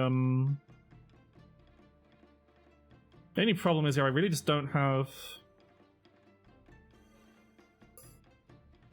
because yeah, if I play Ladika I don't have a guarantee of taking out both of these, so I'm gonna go with the safer option here. So turn you into a snowman so that they don't get that recurring effect. It also saves me literally 1 damage. I don't have any bounce in hand, so I just trade you. And I'm tempted just to play this United Resolve for 1, because I need to get cards out of my hand without playing Natura cards. So fuck it. So now the important thing is, even if they generate that Tense Shadow, they can't hit me with Lubel because of the Lily effect. Even Zabet actually doesn't bother me too much. Like, it completely negates this the burn they're about to do to me. Yeah, because they literally can't attack with these. So they still deal 2, which is a pain in the ass. Okay, that's a good card to get. So we fuse you to this. So we need to start doing Ladika stuff now. So I'm gonna start with you. Then we play you.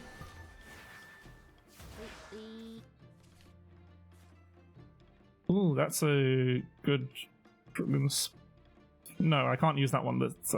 So I need to blow up these more than anything. And then here.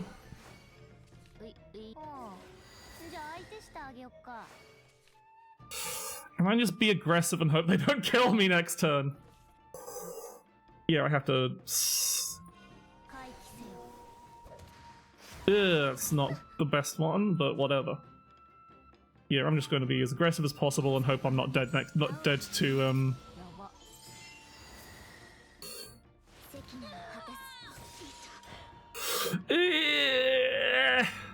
This is not great. They can very likely just kill me here. Oh yeah, Atom is just active regardless, isn't it? I keep getting Atom is just 7 damage regardless. Yeah, I basically needed to bank on the back to Nate. Maybe I should have just killed Zabet, made sure to kill Zabet specifically. Maybe I should have tried to get this Lonely... No, because I didn't have an amulet to destroy with Lonely Past. So it's possible I should have saved the back to nature and killed the Zabet to kind of like make it harder for them to kill me, because then I would have been out of range of Atom.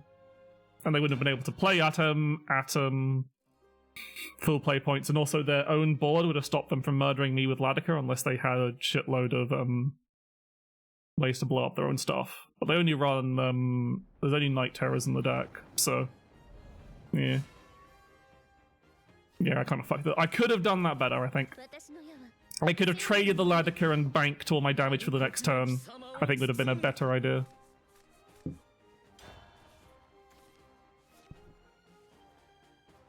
Laughing Embrace is good, Beastfoot Gatherer is good. I don't know if I'll keep this Beastfoot Gatherer.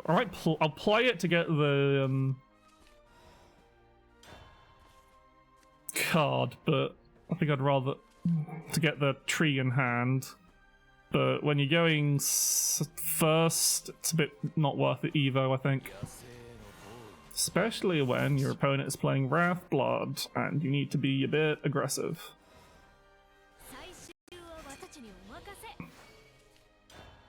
I would like to have a card that's not particularly useful in this matchup. Ew, Weapon Tamer! Don't do the Weapon Tamer combo on me! Okay, you're not doing the Weapon Tamer combo on me, you're just pissing me off.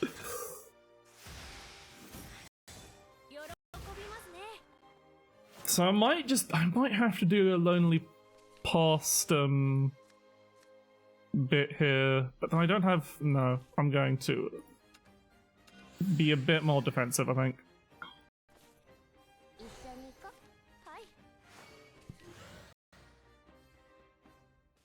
So I just need...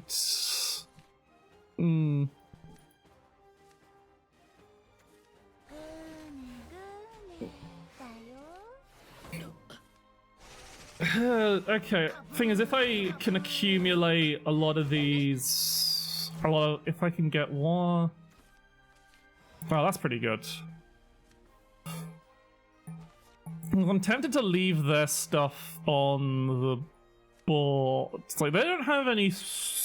like, I guess... This mostly protects me from Diablosidone. I'm gonna try and kill them next turn anyway, so yeah, I'm gonna try and protect myself from Diablosidone by playing this.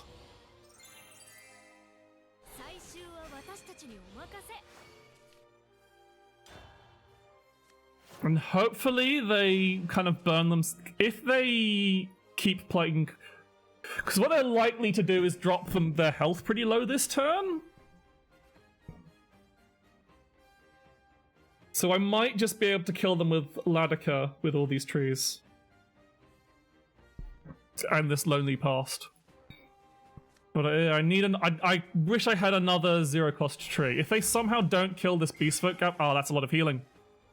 They had the one card that stopped me from killing them.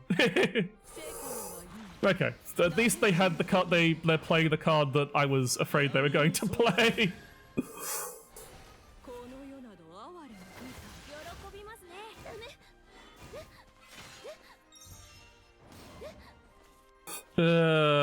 So I can't kill them this turn, but I might still need to play out my stuff regardless.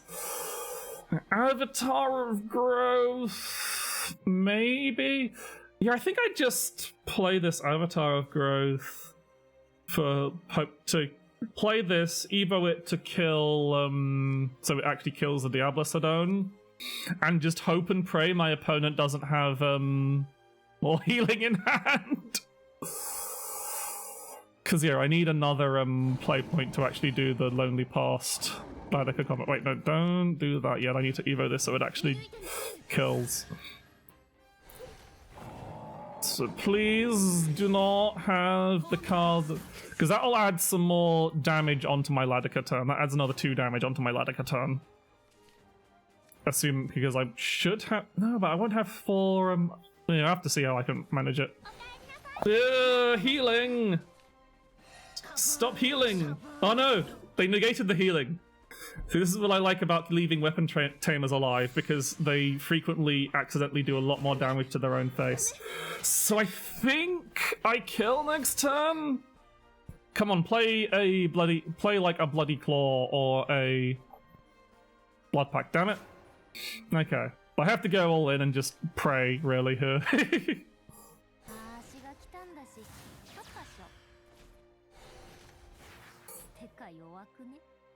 Fuse.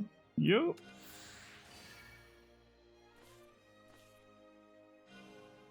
Yeah, kill that.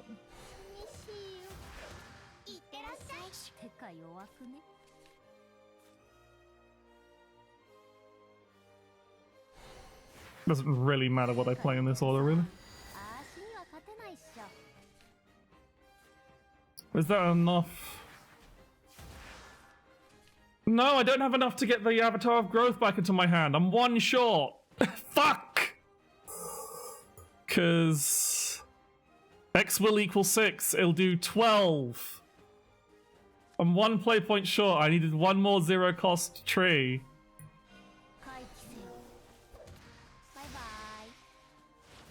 Ah! So close! I'm dead. They've got at least 2 chaotic chimera. They can kill me. Unless they fuck up. That's why I didn't give up, because they could possibly fuck up here. But they're just gonna play chaotic chimera here, yep. Ah!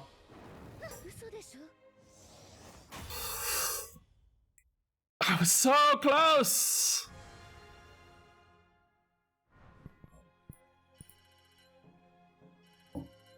I guess if I had a tree already on the field, maybe I could have killed. I don't know if I... No, I didn't have... I did have a tree already in the field. So yeah, if I had another zero cost... But you can see how, if I hadn't played Senior's Revival, they would have been in kill range. So you can see how that deck kind of like works against Wrathblood, because it can just kill them when they're most vulnerable. But then Machina Shadow kind of does the same thing, so it's eh. Okay, I want none of these. Excellent. So I want to save this to generate a zero cost tree.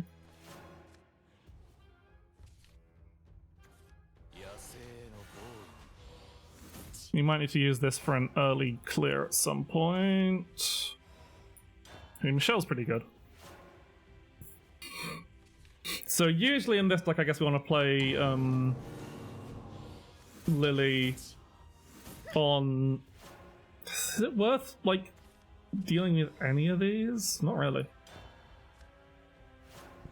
I'm just going to let them flood their board up.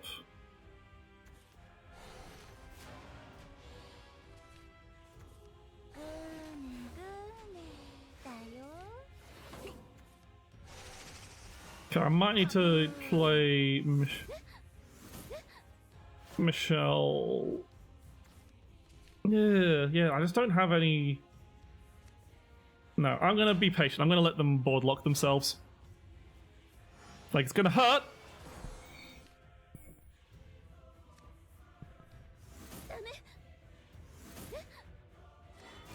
But I've got...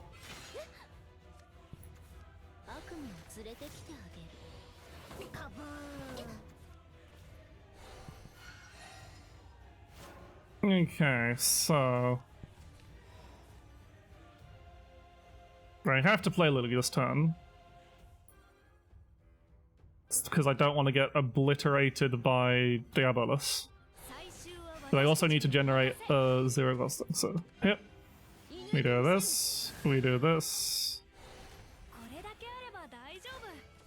And we do this, and we kill the table because the piano because it's gonna fuck me up.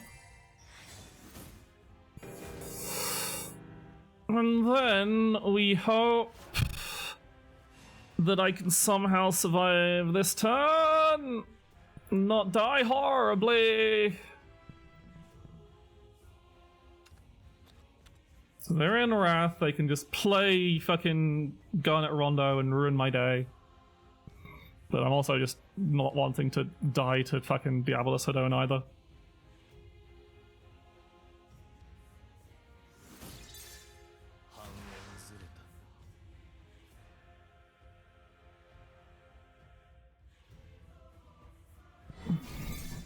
Okay, so they don't want to get... They're being smart and not letting themselves get pinged until Oblivion. Yeah, damage.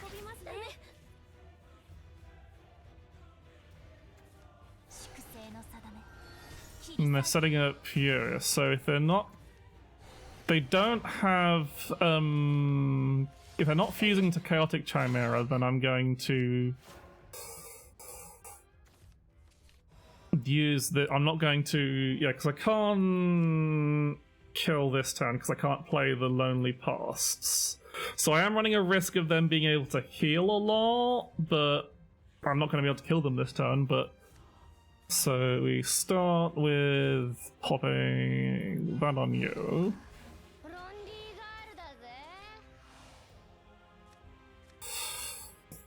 And then honestly I just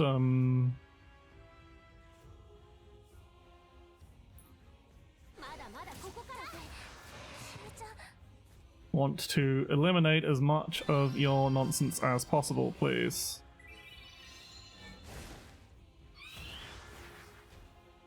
And then fairy stream you, yeah.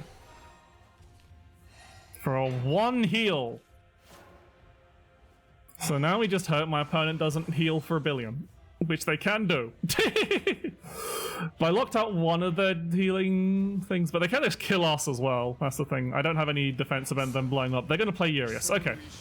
That's good, because it means they don't heal, which means I think I kill them.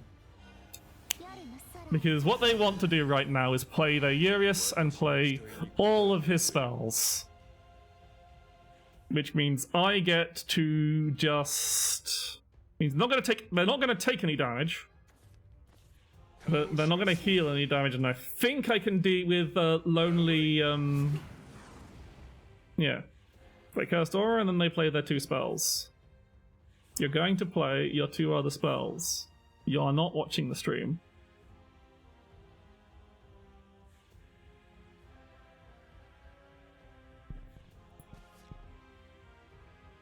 Why are you thinking?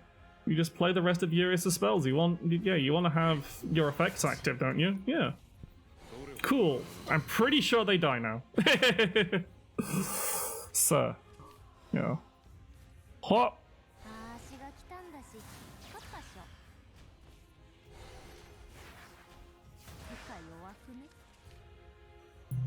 We might as well play this one because it heals.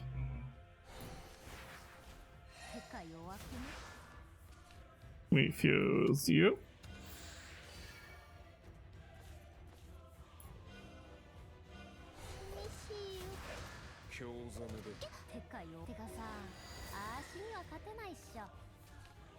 Ooh, that's a lot. That's very dead.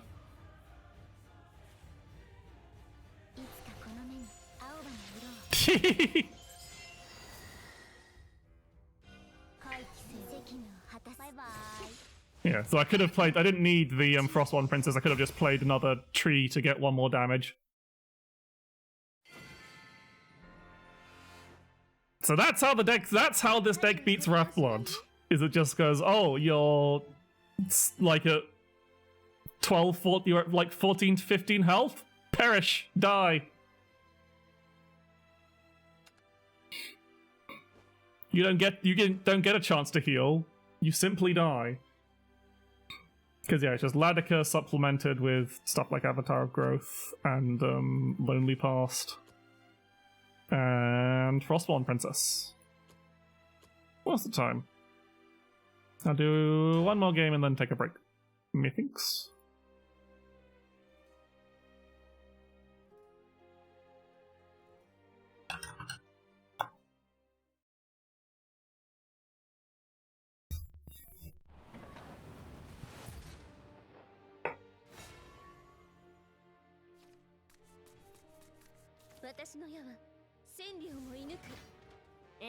It's blood again. They do have the mono leader, so they might be playing they might be playing Machina. That's a good start. Loving Embrace is good to go. Like, I was playing a variant of the deck before that was running Hoverboard Mercenary because this is a Machina spell because it's Machina and Natura. And so Hoverboard Mercenary draws Loving Embrace. And Loving Embrace is pretty good because it's your best way of getting a zero cost tree in hand.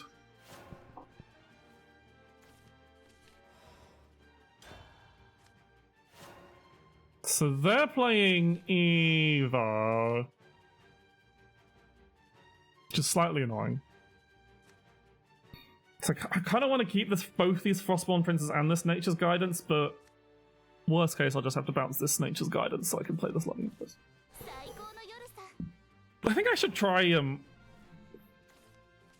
okay, I can just take this Fairy Stream instead.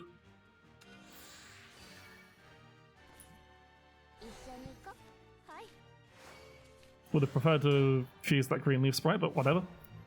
We've got this Avatar Growth for yeah, that's the one card I don't want to see. I literally can't hit it with the Avatar Growth because it deals 1 damage on Clash. But I might as well just to have it active.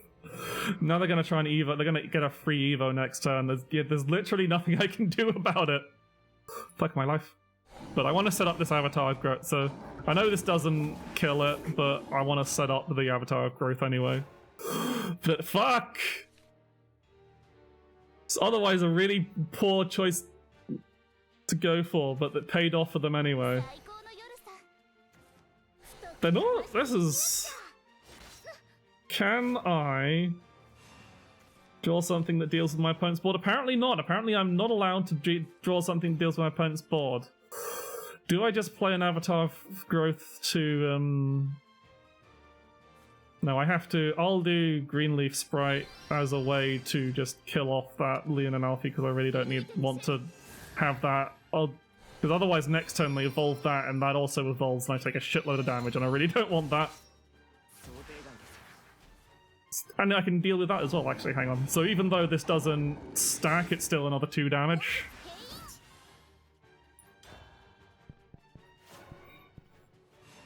And what I'll probably do this turn... Yeah, they've got a Hypodermic Devil.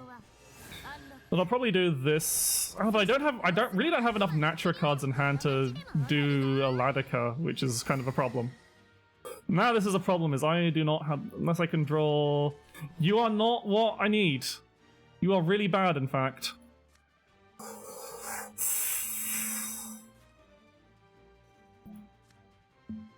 So I need to draw cards, so I'm actually just going to... I suppose I can Nature's Guidance, but then it doesn't, it breaks the combo. I'm going to Nature's Guidance this tree. Oh, that's good. And then we loan... Either of these works. Doesn't matter, they're both the same. Maybe it doesn't work. But, how are they doing for Evos? Roosevelt 2. So I kind of want to save this Lily, but I kind of also need to play it. Or if I did that really poorly, I should have, you know, fuck it.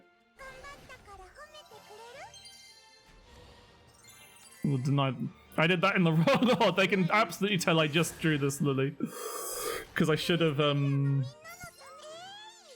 what I should have done is, reduce the other one to 0 attack.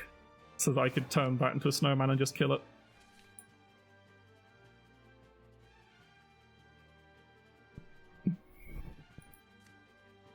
So my hope is that I draw, like, any 1 or 2 play point Natura card now. And that my opponent does not heal a bunch, but it looks like they're going to try and heal a bunch because they're going to play 2 Metallic Bats, and then they're going to play a Gadel. They're going to heal by 3 and draw 2 cards! And I don't have Lily, and I didn't... Yeah! Now I need another Lily to stop myself from dying next turn.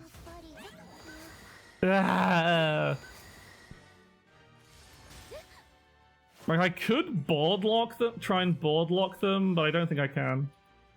You're not a Natura card, fuck. So that's 4, 6, 8. Yeah, my best bet is to just board lock them so that they can't kill me next turn. Because if I play, like, anything, I'm kind of screwed. There's literally no point to playing anything this turn. So I may as well hold off and try an OTK. Because they'll do a lot of damage and they'll heal to 20, but they won't be able to kill me because they don't have any damage. They can't put any damage. Yeah. Right. Okay. Here we mother flippin' go. Can I somehow OTK?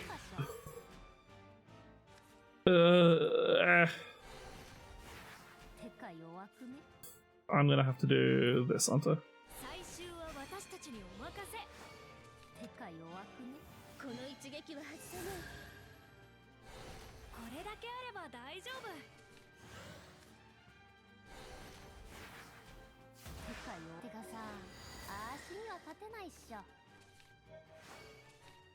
So that could save me, but I'm likely to die regardless. So then we do one of you.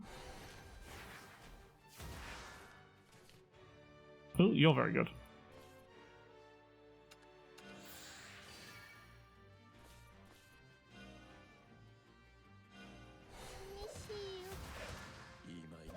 Oh, I fucked up.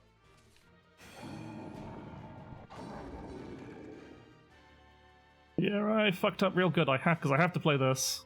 And now I don't have the play points to play the Back to Nature, so I just hope I'm not dead this turn. And it wouldn't have been enough to kill anyway. I'm just dead. There's no way they don't kill me here.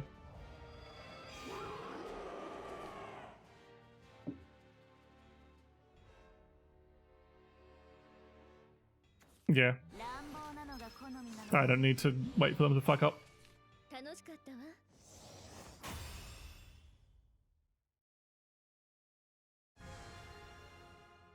Yeah, there was no way I could... Because you have to remember, once Ladika's evolved, she doesn't refund you any play points.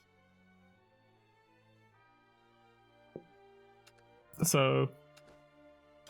It can... You have to realize, oh, hang on, that is not a free card. That is, in fact, a card that costs play points to play. Because... The Lonely Past... when you get with the playpoint refund from Ladika and the playpoint refund from its fusion effect is effectively free. if you have the thing. So I need to keep this Lily. You need to keep Lily against Shadowcraft because it just stops. She straight up stops the bell. And also can obliterate some of their really strong last words.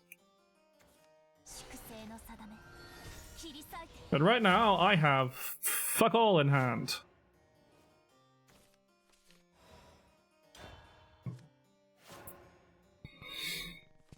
I've got all my nature's guidances, which is pretty good.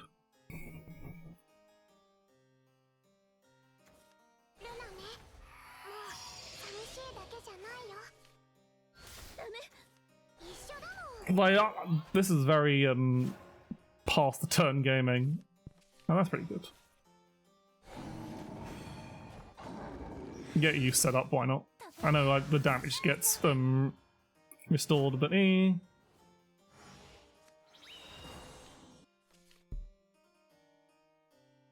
Is it right now? I just have very little reason to actually attack my opponent. Like, that'll be a good thing to hit with Lily next turn. I guess I'll play you for a tree in hand.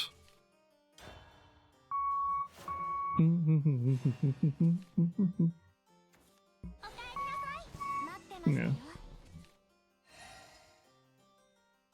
So that gives them an out to kill it with that, but oh. Yeah, fuck. Fuck!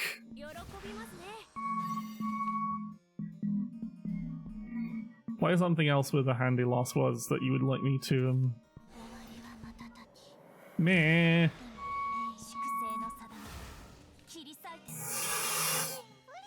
But I got to play Lily this turn anyway because it does stop them from play. Because it is, yeah, they'll have 10 shadows next turn, and I would like you to not play Lubel.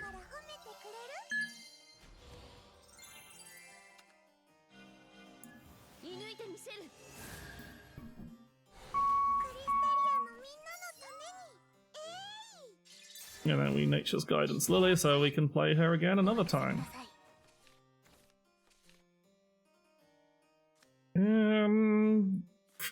Second, yeah, I've got enough trees. Just kind of thinking you might want to save that for another turn. But yes, because now they're on 10 shadows and they have Lubel in hand. But Lily says, what if Lubel did nothing? Absolutely nothing. Because she reduces the attack of any storm followers by 2, and Lubel's main damage is a shitload of... Oh, they hit me with the snowman! That's very rude. But I just have... So I can just keep bouncing this Lily and locking the Lubel until I'm ready to kill my opponent.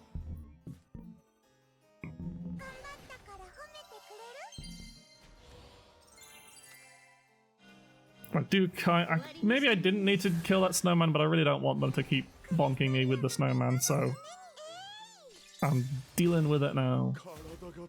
So I'm going to fuse this. I really need all the bounces, so that's the best option, really.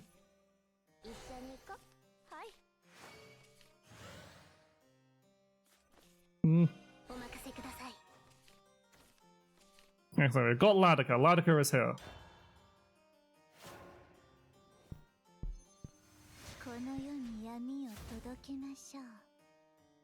Question is, when can I actually kill my opponent? Because I don't think it's this turn. And I need to keep playing Lily every turn on any turn I'm not going to die, because otherwise they just kill me.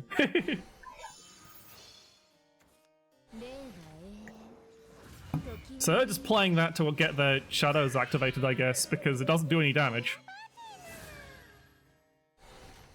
Or they've forgotten that I played Lily. They forgot that I played Lily. Well, I guess they wanted to do 3 damage, so... Oh, that's real good. That's a real good draw right here. So, we play Lily once more.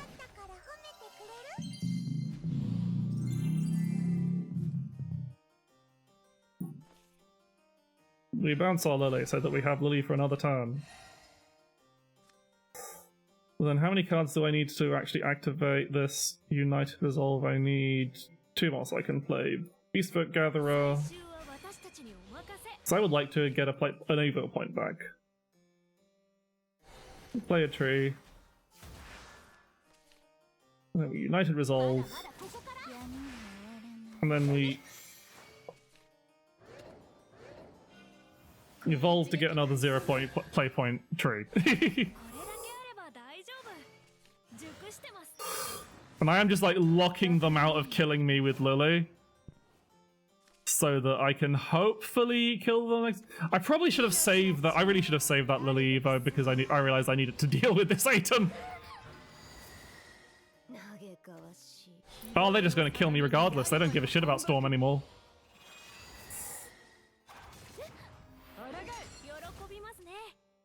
Yep, they just have Fatum double Viscaria. Unfortunate.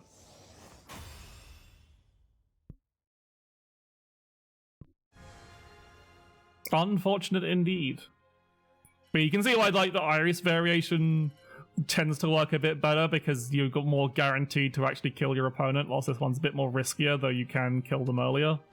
But the Iris one also has the option of killing them earlier, so... Yeah. I just want to play Forestcraft and Dragoncraft so I can get my levels up, but I keep losing as them. How do people win in this meta? I cry. Because I need a whole nother legendary's worth of cards before I can get my second Iris Sky Spirit, my 3 Iris Sky Spirits, and I can't play the deck without all 3. It's kind of necessary.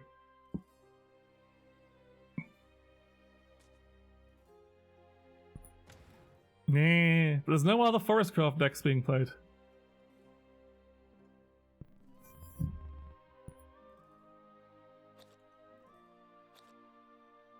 Nah. Nah.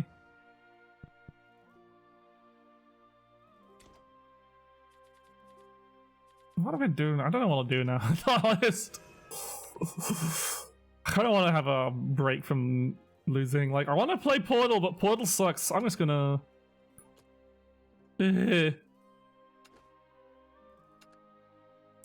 Let's try playing Big Dragon, fuck it. We go big and go home.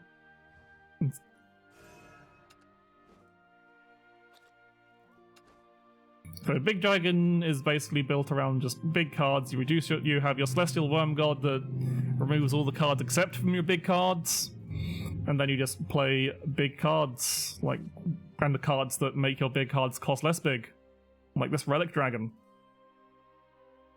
and this Degenerate Dragon. And you have Roller, who's very cool and very good for helping you survive until you play your big nonsense.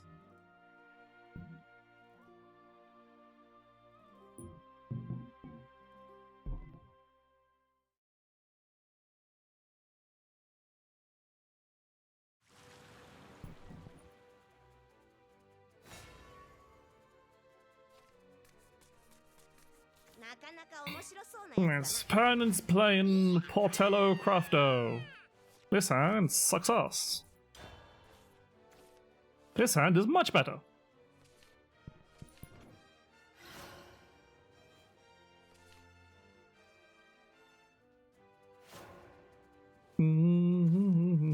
This hand is actually quite good. So I only start with the Dragon Shrine. Hopefully I draw one more, but like it's still better to get it out of the way before anything else, really. Everyone seems, I think, okay, that's good. So it'll ramp me up next turn. Against Rally Portal, I probably want Mighty Gust more than anything. So that gets reduced by 3. So I don't get to use the extra play point next turn, but I don't really have anything I was going to play it on anyway, so... There's Control Portal, I'm guessing, with Chaos Conflagrate. Yeah, that's fine. I would just like to ramp, please. Because I'll probably just discard this Mighty Gust to Asunias anyway.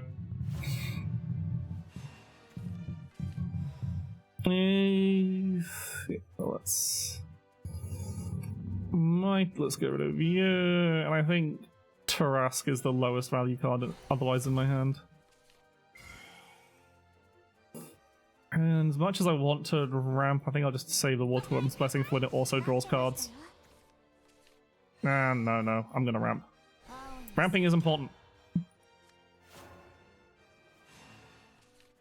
I can just stomp down this Tarask next turn at least.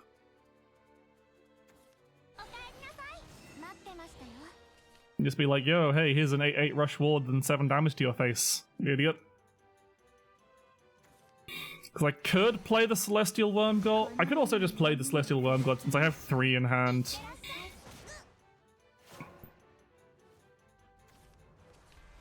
But I think... No, I'll wait until... Because hopefully... No, since I've got Relic Dragon in hand, actually I probably should play the Celestial Worm God this... No, I'm gonna play Tarask. And just do a lot of damage. Get big and threatening. Because if I'm lucky... If I can draw what I want to do is get lucky and draw a ramp, so I can play ramp and Celestial Worm God. And then have my hand discounted, I can do Relic Dragon shenanigans, they're gonna Goddess of Compassion me, that's fine, Goddess of Condemnation me, that's fine. The damage from Tarask still does a lot. They're not really progressing much anything else.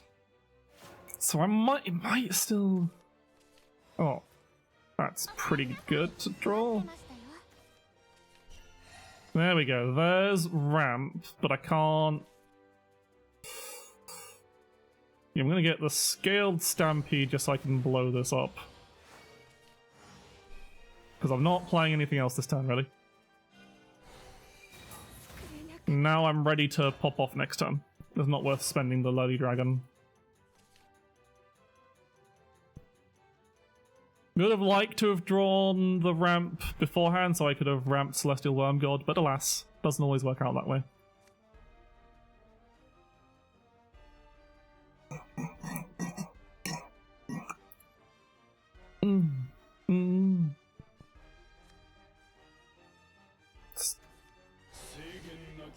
That's just a regular Synthetic Eden, that's fine. They have to spend an Evo if they want that to heal, so it depends if they're going to heal or draw cards. But Evoing is fine because I can heal most of that damage with Celestial Worm God. Yeah, that's fine. There are a lot of health though, which is annoying.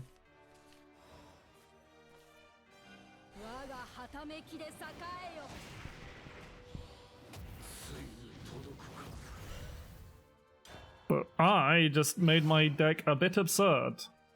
Like, I can chain all my Celestial Worm Gods here and just have a hand that costs fucking nothing.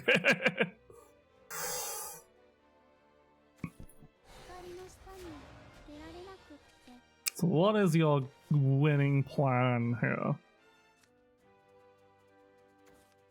Another Synthetic Gaiden, okay. So he's gonna try and Synthetic Gaiden me to death. Oh, very rude of you. Like, this hurts. But I also have a lot of healing, so I'm probably going to... the Celestial Worm God again.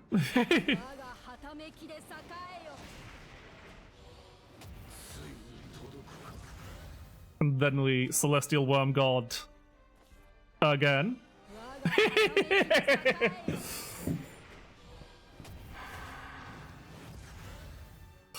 And then I'm going to Roller and Voracious Venomore.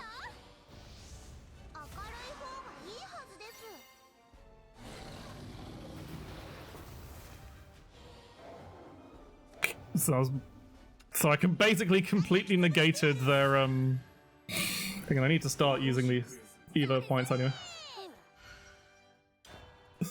So I have a hand that some would describe as silly. Oh, that's rude. It's the rudest card they could have. Oh, please leave my relic dragon alone. Okay, good.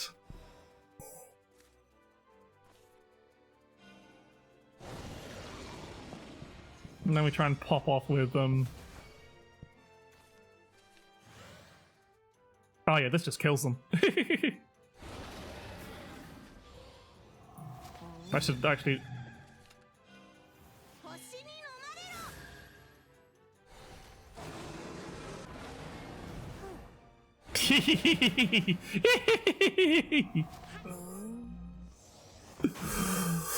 Big Dragon is a very stupid deck. Because you have to kill it before it gets active, because it could just bullshit its way through anything you can do. Especially when you draw all 3 Celestial Worm Gods and your entire hand costs fuck all. Because you halved it 3 times. But this is just a fucking around stream, I guess. No one's in chat, I don't care. I know it's poor form to like mention that no one's chatting, but like, I don't give a fuck at the moment. I'm just trying to relax. Hey, you're still here, Shogun. Sorry, Shogun. I know you're just not... I don't want to pressure you into being an active chatter.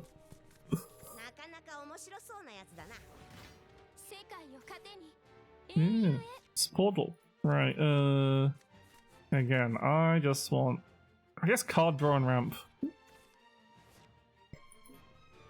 That's fine, it's fine. I don't really want to...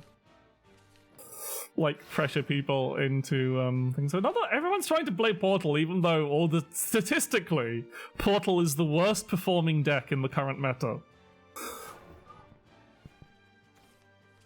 Ooh, that's good. That's a good draw. See, now you said enough message, it's triggered the bot at last.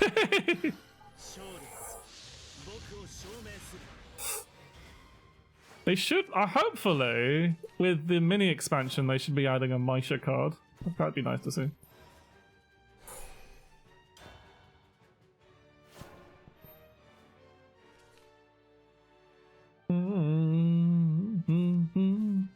Okay, so this one's a Machina thing, and currently I do not have any way to deal with it. So I kind of need to draw to make sure I have more stuff this turn, so even if it's using up cards I'd otherwise like to have, because this means I can I have a higher chance of having more ramp next turn, which I really need to not die. Ah, shit. I don't have an answer to that unless I get a really good top deck. But on the plus side, I might not die horribly. I don't know. That's not a good draw. Okay, I have an answer, and also a heal. That's good. So I'm actually going to... I need... no, it's not worth using that though. Or is it? No, yeah, it is. I should use it though, because I might draw into something else useful.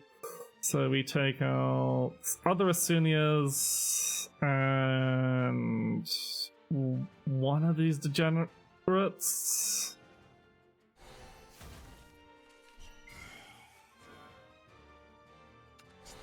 And we get more ramp. So I can not get my shit kicked in by Miss Tissafono. That also means I'm secure to play this roller next turn, which is really good. Because my opponent has a big fucking wide board, and I would like them to not. But they'll probably trade in because they want to increase their Machina count faster.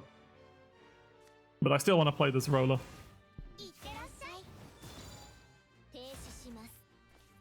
Yeah.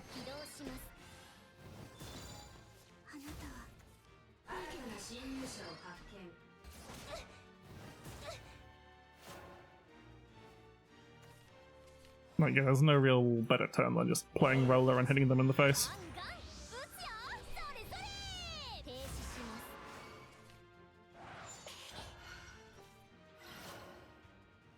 I would really like a 2 play point ramp if the deck would be so kind as to give that to me.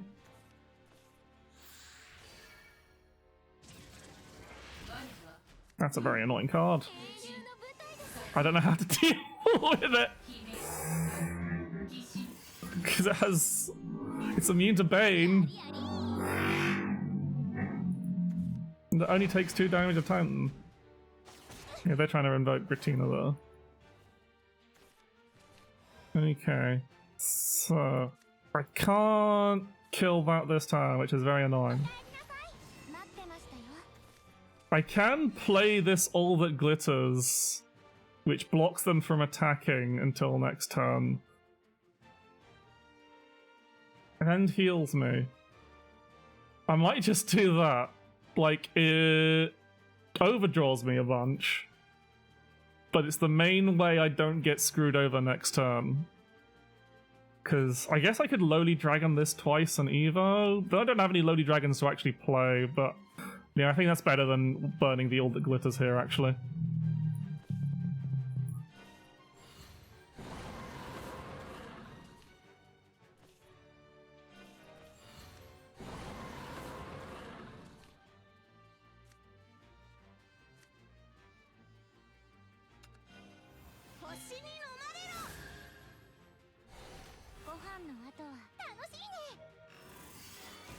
Like, they do heal before, but it does get rid of that. And do I actually want to... I need to get a card out of my hand, so... but I don't...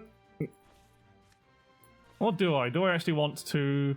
No, I want all these cards, so... Apart from this Irma. Soma is the one card I don't want. So they got their Gratina. What are they playing alongside it is the question.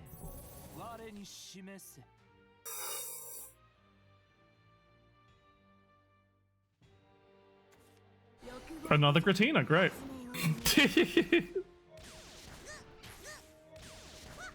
Ow!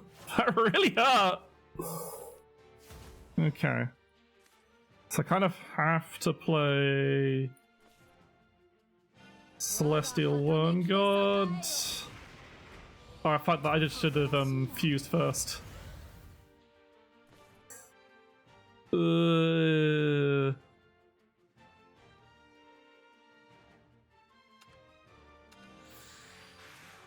Yeah.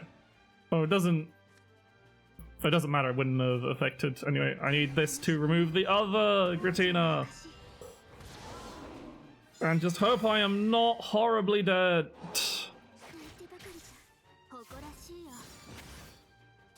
I'm gonna Evo here because I'm gonna play this All That Glitters next turn.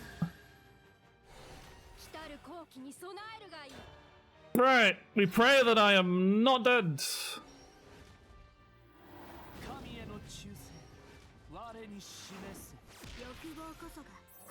I don't die to Belphemert at the very least. Like, it hurts, but I don't die to it, I don't think. It's what, 5 damage?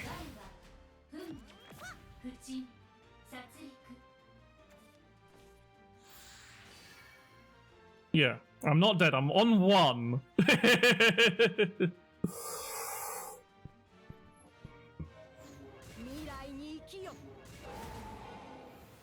No, I'm dead. I forgot about the Evo.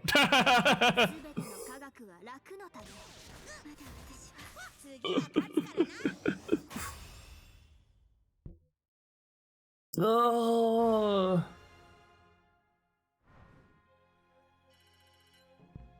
It hurts.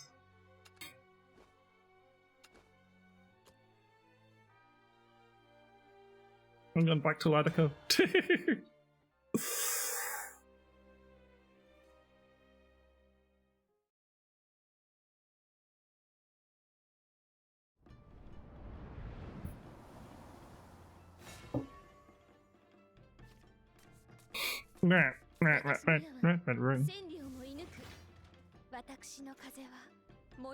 He's against Forestcraft. I'm just gonna keep my own Ladicas. I'm gonna save this. I'll probably play this Beastfolk Gatherer on, unless I get a better 2-drop. Probably Nature. I might actually save the Nature's Guidance for Ladica and try and go for a rough OTK maybe. Oh, that's a pretty good. I'll probably take that United Resolve, Loving Embrace.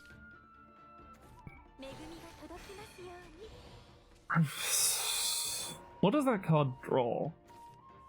Okay, I don't need both of these United Resolves, so there we go. Put that in you. And play you. That's a good draw. It's good turn 3 play right there. So I might save this Nature's Guidance to bounce my own Ladica rather than going in for the kill. I guess it just draws a card if it's...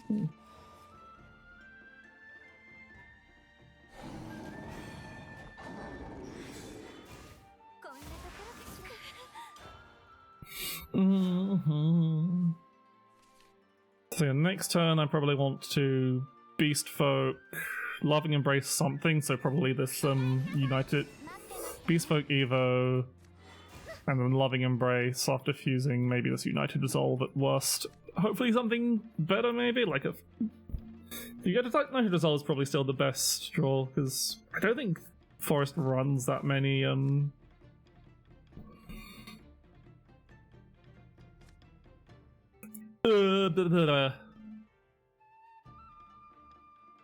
stuff and junk. You know what I'm saying. So my plan is Beastfolk Gatherer this turn, and then the next turn is I do a Ladica that either I bounce to my hand if I don't draw another Ladica, basically, between now and then. So that'll be my turn 5. So I'll only use one of these 0 play point trees.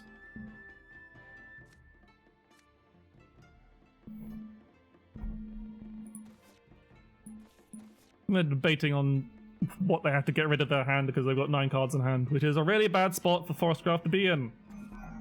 So this is the Iris deck. So I kind of do want to...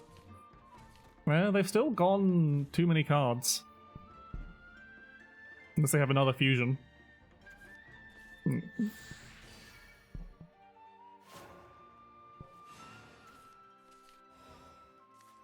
Okay, so yeah, against Forestcraft, Michelle is pretty useless, so that's the one I'll use.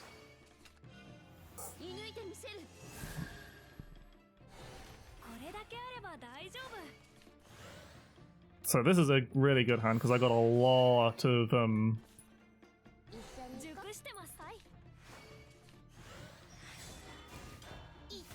zero cross and Terran Will trees. So I can start doing Ladica stuff next turn. Because they'll probably be doing a bunch of healing as well. But I'll still want to, like, beat them down, get, back to natures in my hand, even if I'm not particularly playing them, because they become very useful in, like, using on later Ladica turns for actually doing an OTK. Because, yeah, the plan is to try and kill them before they hit turn 8. Because they got Iris in hand and they got Iris prepped, so once they hit turn 8, they just kill me. There's very little I can do about it once they hit turn 8. Because they'll be able to play their, like, if they have 2 Ladicas in hand when they play Iris, they just win. So they're playing Lily to kind of like save their own hide a bit, because they know I'll want to play my Ladica this turn. Or maybe they don't, I don't know. The thing is, will they evolve to knock this down, or do they have a Michelle in hand? Is the question.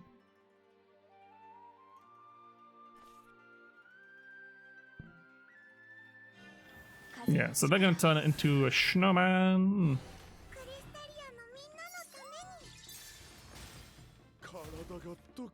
And then Fairy Stream, so they have Lily again for next turn to kind of knock my damage down, but it's only reducing it by 2 damage a turn.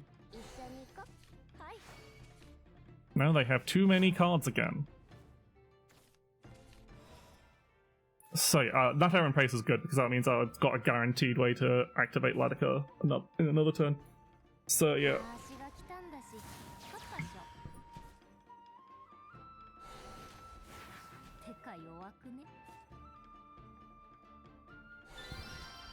So I just want to play my one play point ones because I just want to bounce Ladika rather than.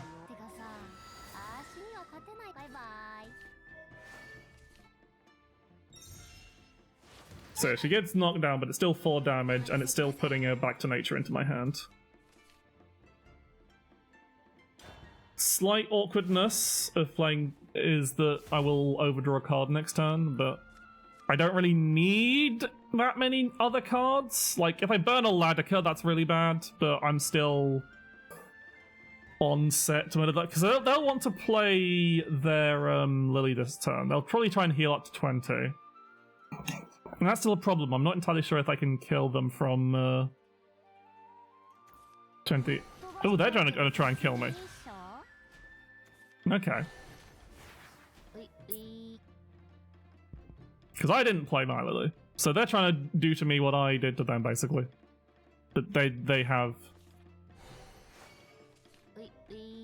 But the question is, if they don't play Lily, I think I kill them. Right. No, they're playing Lily and they're on Ladika. They're only healing to 18. That does mean Frostborn Princess is kind of useless here. That's actually pretty good. That stops me from overdrawing.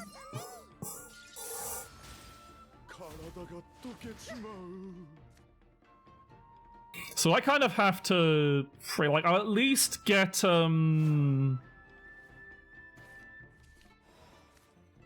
I've got a fairy stream to try and recover this. So we start with our 0 costs.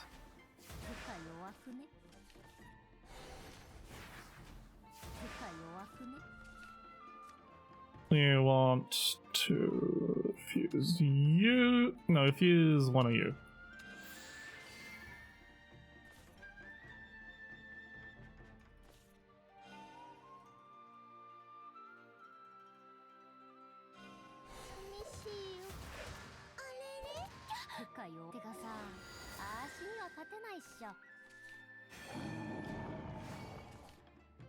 Right, yeah, this should kill. I just need to play like one play point natural spell, don't I?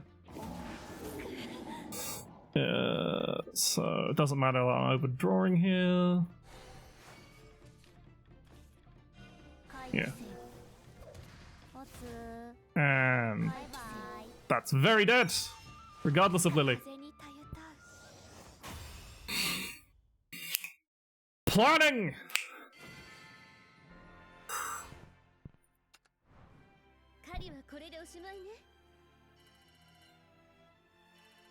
I love video games. I'm done with the missions. Okay, I think one more match just to win my missions, and then I'll call it a day, I think.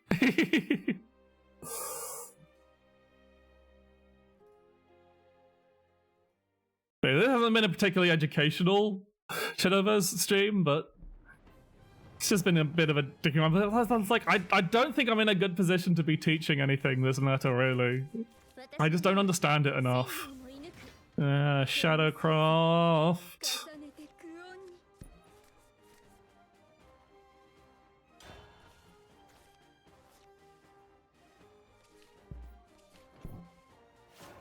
Yeah, how do you think you feel? You're just watching me like... Okay, so... It's better to get a 0 cost tree than a 1 play point green leaf sprite, so... This would be a great hand once I have all the other bits to enable it. But anyway, right, yo, I guess these will draw me the cards I need, hopefully.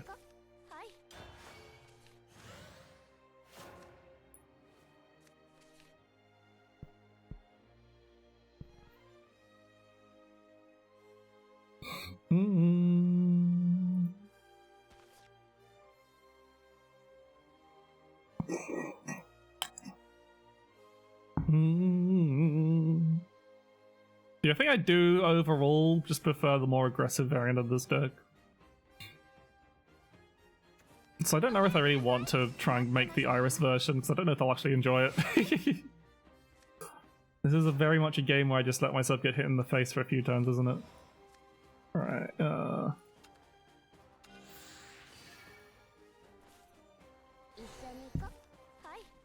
At least we have plenty of Ladicas and plenty of zero-cost trees. And a lonely past. So I just need to not die. I would like to draw Lily. Lily Nanodes.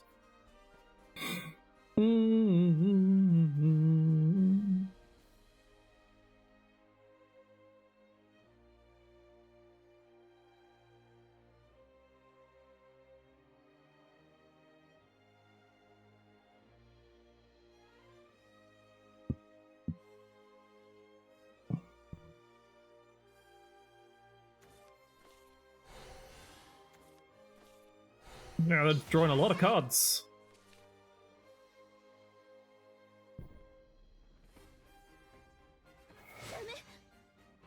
They play. I think they need to play at least one of them.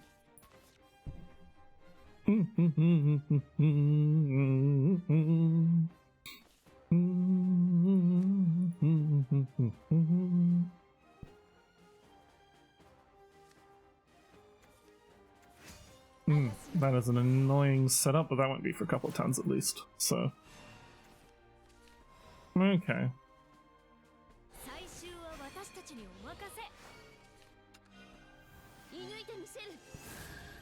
Hang on, whoop, am I overdrawing? No, I'm not overdrawing just yet.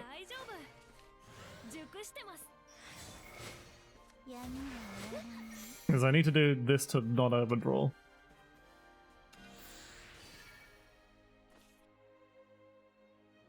Yeah, so do I? No, I have no reason to Spirit Spring this, and I might as well save it for when it actually heals me.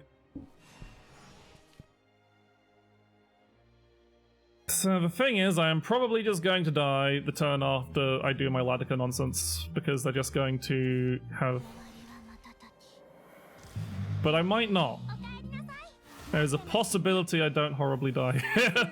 Because they might be in a weird board position from a dial, and yeah, I might be okay. Possibly. Depends how much more healing I draw here. So yeah, they want to... They really want to, Ow, that hurts. They really want to... Okay, so there's Lily, so... I'm going to have to play this Lily this time, but I've got two Ladicas, so I can play one, hit face, and deploy the Lily to mess with them, to stop myself from dying to, what's her face, so...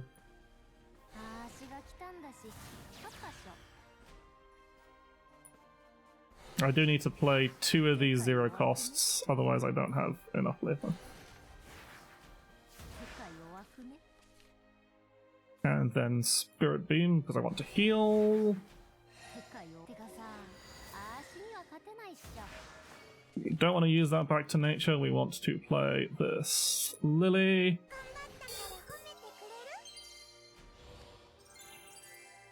Evo to get rid of that and bonk their face for 6.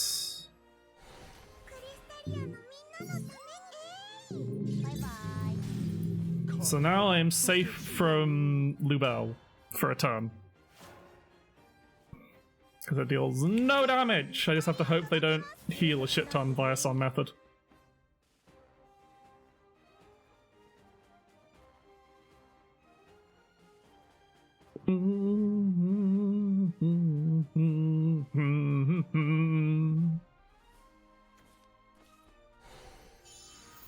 That is healing by a little bit.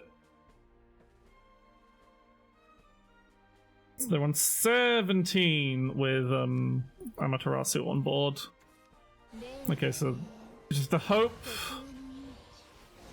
this Lubel doesn't actually do that much healing. Put cards in your hand. Yep, good, good. Don't heal, don't heal. Yes! No healing from Lubel. And then they're doing this one because they want to have their thingy active. Are they? Yeah, they have to.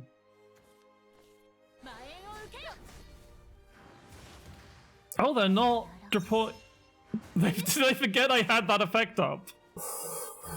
That was why they're doing. Okay, so now we go in for the kill. So I'm gonna get cards out of hand first. Fuse to you. Radical. Tree. Lonely Past.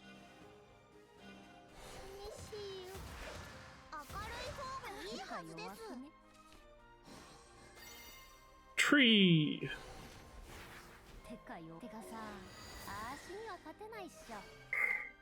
Back to nature once. Fuck! But second back to nature is enough to kill. That hits me for 2, but I don't care. Boom! I'd say that's a good game to end on. Exact lethal. Totally took into account the opponent's possible healing from Necrofauna there. Okay, so I did, yeah, okay. I'm feeling happy now, and I think that's enough. That's enough for today, because otherwise I'm gonna be miserable, and also I've got all my missions done now, so that's a good excuse to stop. So I hope you at least enjoyed the stream. No, don't worry, there will be more Rabbit tomorrow. Because fuck it, I really enjoy streaming, so I want to stream more. That's basically my thing. So I'm streaming pretty much every day this week. I pretty much set myself up to stream every day unless I'm busy. So I'll be streaming tomorrow with more Alundra 2. With the great question will be asked, will any story progress be made in tomorrow's Alundra 2 stream? Because I've reached the point where it's like, you're right at the end, but so we've opened up the entire world, so you can do all the backtracking and unlock all the things now. And also part of it is a casino island, so... Let's see who to raid. Is OBS going to crash when I open Firefox? No. It did not.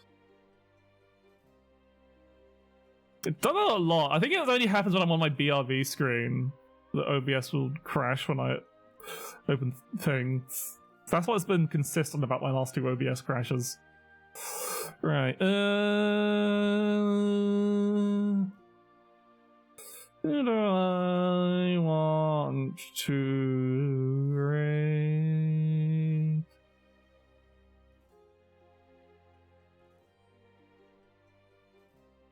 Let's go from one. I'm sorry, Shogun, I'm sending you to another card game, I think. I want to check this person out. They're playing Yu-Gi-Oh! So.